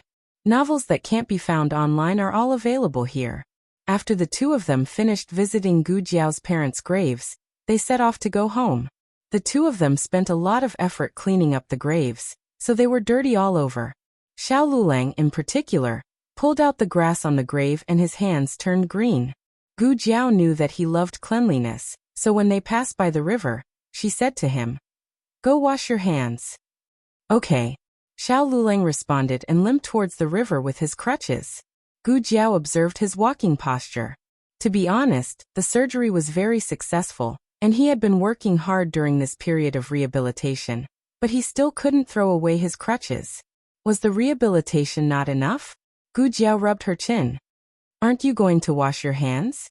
Xiao Lulang turned around and asked her. Gu Jiao chuckled. "Wash. Let's wash together." It was just washing hands. Why was she so enthusiastic? It wasn't like they were taking a bath, right? After Xiao Luleng asked, he remembered that this was the river she had fallen into before. Perhaps she was afraid and didn't come over. He secretly blamed himself for talking too much. He planned to quickly wash up and leave, but Gu Jiao had already squatted down beside him. The river water was a bit cold, but the two of them weren't pampered young masters and young ladies, so they could endure it and wash up. However, the moment the two of them got up, something suddenly fell out of Gu Jiao's arms and fell into the river. My purse. Gu Jiao didn't expect this to happen. She quickly grabbed it, but it was too late. The purse was filled with a lot of silver, so it was heavy and sank in an instant. Gu Jiao didn't think and jumped into the river. Xiao Liulong's expression changed. Her diving into the water was even more unexpected than her purse falling into the water. Before Xiao Luleng could react, she had already disappeared. Xiao Luleng looked at the rippling surface of the lake and moved his feet. Of course he could swim, but now that his leg was injured, he was not sure if he could save her. Just as Xiao Luleng clenched his fists and stared intently at the surface of the water, Gu Jiao floated to the surface with her purse in hand. Found it. I found it. Xiao Luleng hurriedly pulled her ashore. Gu Jiao knelt on the grass, dripping water and panting. Xiao Luleng frowned as he looked at the pouch in her hand. It's just a pouch. How much silver is it worth for you to throw away your life? It's not silver. Gu Jiao shook her head. She opened the pouch and poured out the things inside. She did not look at the silver and only grabbed a palm-sized brown paper bag that was sealed with wax. Do you have a handkerchief? She looked at Xiao Luleng. Xiao Luleng took out a clean handkerchief from his chest and gave it to her. He thought that she was going to wipe the water off her face, but unexpectedly, she used the handkerchief to carefully wipe the brown paper bag. After wiping the brown paper bag, she carefully peeled off the wax on the surface. Then she opened the brown paper bag and revealed a document with an official seal. The document was dry and intact. Gu Jiao let out a long sigh of relief. This was the document that the principal had sent to Xiao Luleng for the county exam. Xiao Luleng did not want to take the exam, so he turned around and threw it into a pile of waste paper. Gu Jiao found the document while helping him tidy up the room. She thought that he had accidentally dropped it, so she carefully kept it for him. Gu Jiao handed the document to him. You hold it well. I'm covered in water, so don't wet the document. Xiao Luleng, you're doing this just for this? He would not take the exam. In this kind of weather, it was fine to wash your hands by the river, but if you really fell into the water, you wouldn't be able to handle it. Gu Jiao was shivering from the cold wind. Her wet eyes were wide open and her little hand was stretched out in front of him. Water dripped from her sleeves, but it did not wet his document at all. Those 4 words circled around his mouth, but in the end he did not say it. Instead he said, I won't be able to pass the exam anyway, so why bother? Gu Jiao righteously said, How do you know you won't be able to pass the exam if you haven't taken the exam? Even if you don't pass the exam this time, isn't there a next time? If you don't pass the exam next time, there will be a next time. There will be a day when you'll pass the exam. Xiao Luleng said, If I can't pass the exam, I'll always be useless. Who said that I'm useless if I can't pass the exam? There are thousands of paths in life, and studying is only the easiest path. If you don't like it, you can do something else. Thinking of something, Gu Jiao looked at him carefully. You don't dislike studying, right? Xiao Luleng looked at the pair of eyes that were filled with anticipation. It was as if he said that he did not like it, she would be hurt. Xiao Luleng sighed softly and took the document. Are you stupid? His voice was very low and light. Gu Jiao tilted her head and looked at him. Huh? What did you say? Nothing. Xiao Luleng turned around and unbuttoned his school uniform. He turned around and bent down to put the uniform on her. Let's go home. After falling into the water, Gu Jiao fell sick. On the day of Xiao Liulong's county exam, she still had a fever. But she still woke up early and made breakfast for Xiao Luleng with her dizzy little head. She also made some dry food to take to the exam. The county exam had a total of 5 rounds. There was an exam every other day. Every day, one had to pass the exam for a whole day. The first round was called the main round. It was an exam that had to be taken. After passing, one could enter the second round. If one passed all 5 rounds, they would have the right to participate in the next month's provincial exam.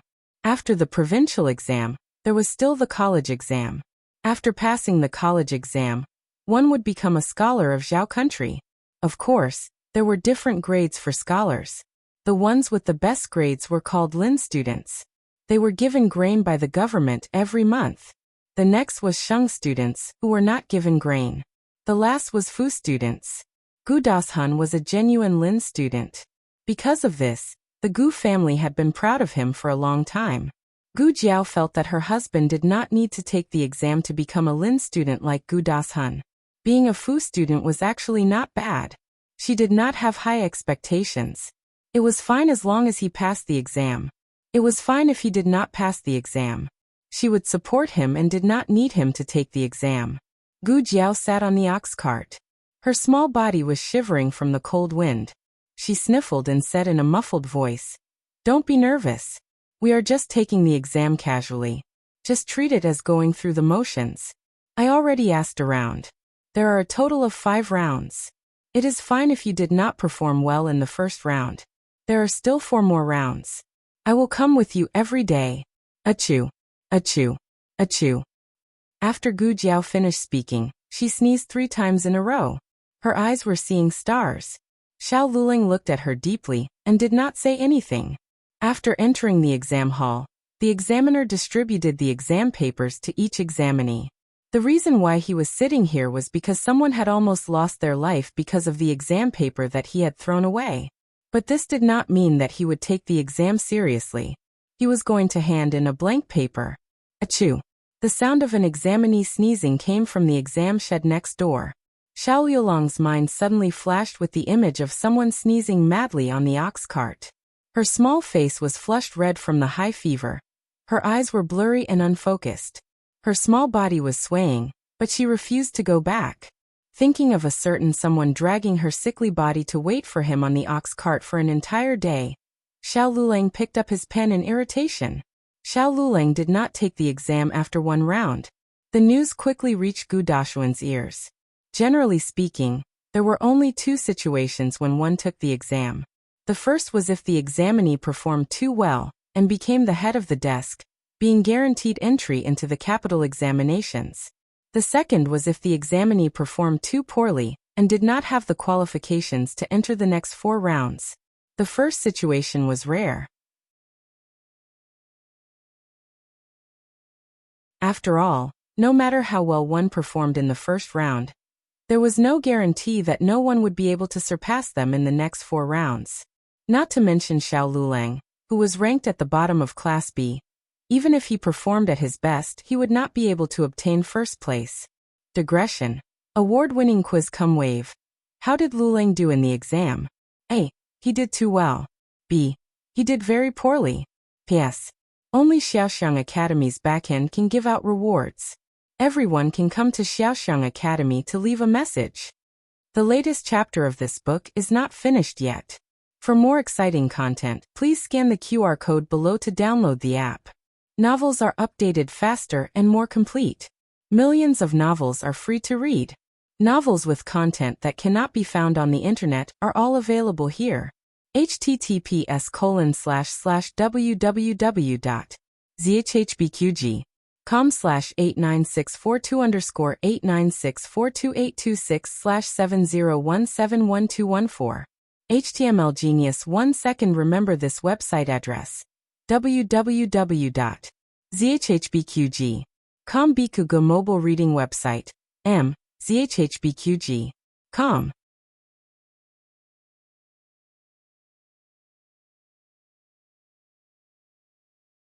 Chapter 59.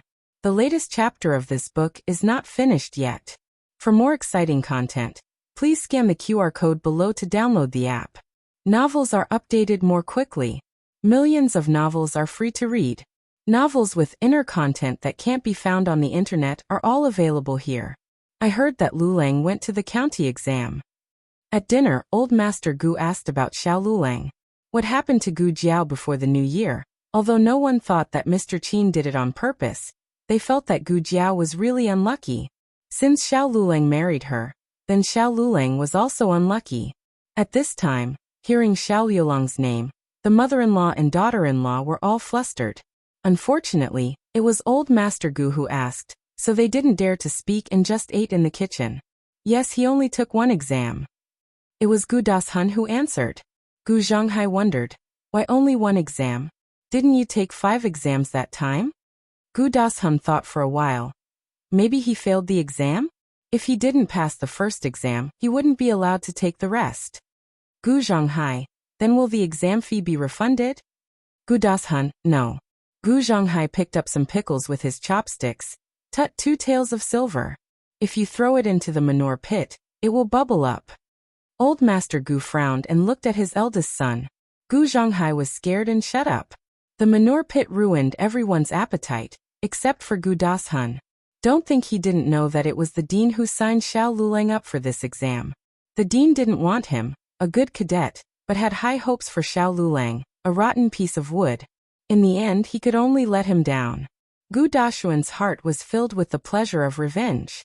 10 days later, the results of the county exam came out. Gu Dashun was waiting to see Xiao Lulang make a fool of himself, but he was directly stunned by a bolt from the blue. There were a few big words written on the big red news of the academy. County examination first place, Xiao Lulang. Actually, the Yamen didn't release the results so quickly. It was the headmaster who personally went to the county Yamen to ask about the results. He didn't even wait for the Yamen to release the results before he released the good news himself. It was hung in the most eye-catching position, ensuring that everyone who passed by the academy would be able to see it. The dean stood under the good news and smiled like a fool. Those who knew would say that his student had gotten first place in the county examination. Those who didn't know would think that his own son had passed the provincial examination. He even specially called Xiao Lulang over to the Zhongzheng Hall. I knew my painstaking efforts would not be in vain. You're really touched by me. Xiao Lulang looked at him expressionlessly. I just hate having so many tests. The dean said slowly. Oh, then you can hand in a blank paper. Even if you hand in a blank paper, you don't have to take the rest of the exam, do you? Admit it, Lulang. You do love me dearly. You can't bear to disappoint me. Xiao Lulang was too lazy to pay attention to him. He turned around and left. The good news hadn't spread to the village yet, so Gu Jiao didn't know anything about it. She had been resting at home for a few days and had recovered from her cold. She was packing her things and was planning to go to the temple. The snacks last time were pretty good. Bring some more back. Before she left, the old lady stopped her. Gu Jiao thought for a long time before she remembered that the old lady was talking about the snacks that the madam had given her when she went to the temple for the first time. Those weren't snacks from the temple. They were brought by a pilgrim. I don't know if I'll meet her this time. Although she said that, in her heart, she felt that the probability of meeting her twice was quite high. Gu Jiao put some mountain goods in her basket and planned to exchange them for some snacks. However, she didn't meet the madam until she went up the mountain. Instead, she saw a few weird little monks. The little monks had finished their homework and were stacked behind the door like a human pyramid. They stuck their heads out, and it was unknown who they were waiting for. When Gu Jiao arrived at the top of the mountain with her basket, their eyes widened. She's here. She's here. She's here with her basket. She's here. She's here. She's here with Fa Fa Hua Hua. Quick, quick, hide. The little monks hurriedly retreated. However, there were too many little dumplings. They were all on top of each other. The ones on top couldn't get down, and the ones on the bottom couldn't get away. In the end, they could only throw themselves out and roll on the ground like little winter melons. Gu Jiao looked at the bunch of little monks who suddenly appeared in front of her. Was this a large-scale scam? Jingfan, Jingxin, Jingshan, where did you guys go? They had tripped in front of a beautiful female patron. Did they not want to lose face? Stinky senior brother even called them by their names. The little monks got up and wanted to run away.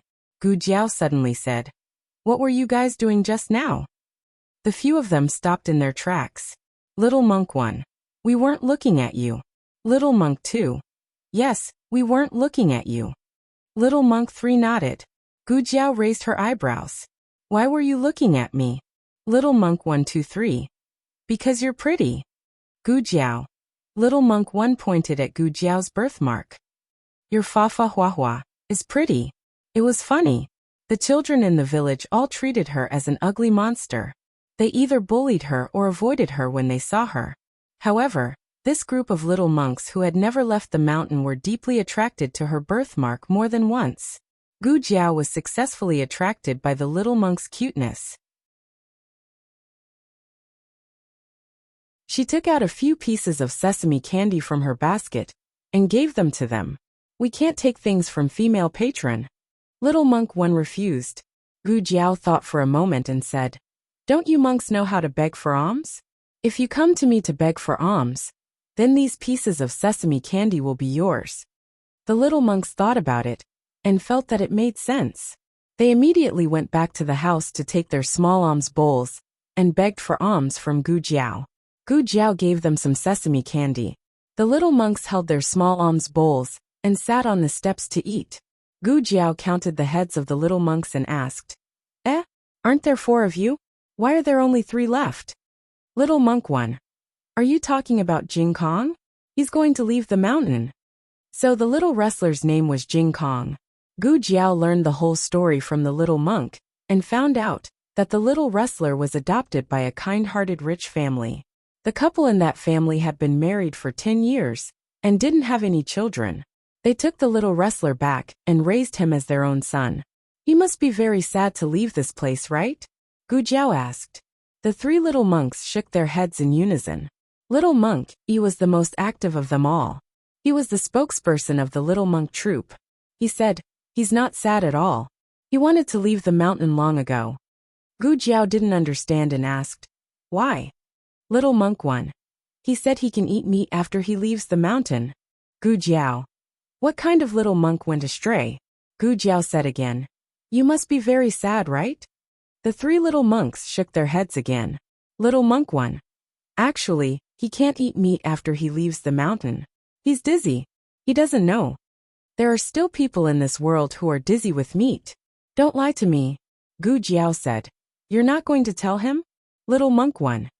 If we tell him, he won't leave. Gu Jiao paused and said with emotion. You guys are quite considerate of him. Being adopted by a kind-hearted family was better than being a monk for the rest of his life. The little monk said arrogantly. Who told him to eat so much? He ate all of our food. Gu Jiao. What kind of plastic little monks are these? However, the little wrestling boy couldn't leave the mountain in the end because the rich family suddenly stopped coming. The abbot sent someone to ask around and found out that the madam of the rich family was pregnant. She was pregnant last night. The doctor swore that it was a son. When Gu Jiao went to the abbot's meditation room, little monk was sitting on a rock at the door. There was a brand new small bag next to his hand. His little head drooped and he didn't move. His little figure looked lonely. Obviously, he already knew that he was abandoned by his adoptive family. His little body was shrouded in sadness. Gu Jiao thought for a while and walked over. She asked him, Can I sit here for a while? Little monk didn't say anything. He just pulled the small bag to the side. Gu Jiao then sat down next to him. Gu Jiao didn't have any resistance to good-looking things. The little monks in the temple were all very cute, but the one in front of her was especially cute. His little head was round, his eyes were big, and his eyelashes were long and black. He was simply an eyelash fairy. Are you sad? Gu Jiao asked. What? Little Jing Kong responded. He realized what Gu Jiao was asking and snorted. I'm not sad. His voice was childish. Gu Jiao raised her eyebrows and said, So you don't want to go down the mountain? Little Jing Kong crossed his arms in front of his chest. He turned his face and said arrogantly, Yes, what's so good about going down the mountain? I heard that I'll be forced to eat meat. I don't want to break my precepts. Oh, that's not what your group of friends said. Gu Jiao teased him. You really don't want to go down the mountain? Little Jing Kong said seriously. Of course not. I won't go down the mountain for the rest of my life. I want to be a monk for the rest of my life. I want to be the abbot of the temple in the future. Gu Jiao secretly gave him a thumbs up. He was ambitious. Gu Jiao glanced at him and sighed. Since you're so determined, then forget it. I was going to ask the abbot to let you go down the mountain with me for a few days. Little Jing Kong said with his arms akimbo. I said I won't go down the mountain. I especially won't go down the mountain with you. You can ask me again if you don't believe me. Gu Jiao asked in a daze. Do you want to go down the mountain with me? Little Jing Kong grabbed his bag and said, yes. Gu Jiao was speechless on the spot. Digression. I only have 3 words, ha ha ha. The latest chapter of this book is not finished yet. For more exciting content, please scan the QR code below to download the app. The novel is updated at a faster rate. Millions of novels are free to read. There are all kinds of novels that you can't find online. https://www.zhbqg.com/89642_89642826/70133867. HTML Genius memorized the website address in 1 second. www.zhbqg.com Bkj mobile reading website. zhbqg. Com that you're tuning in to the Earbook Haven YouTube channel. Don't forget to subscribe and join us on this journey to catch the most captivating stories.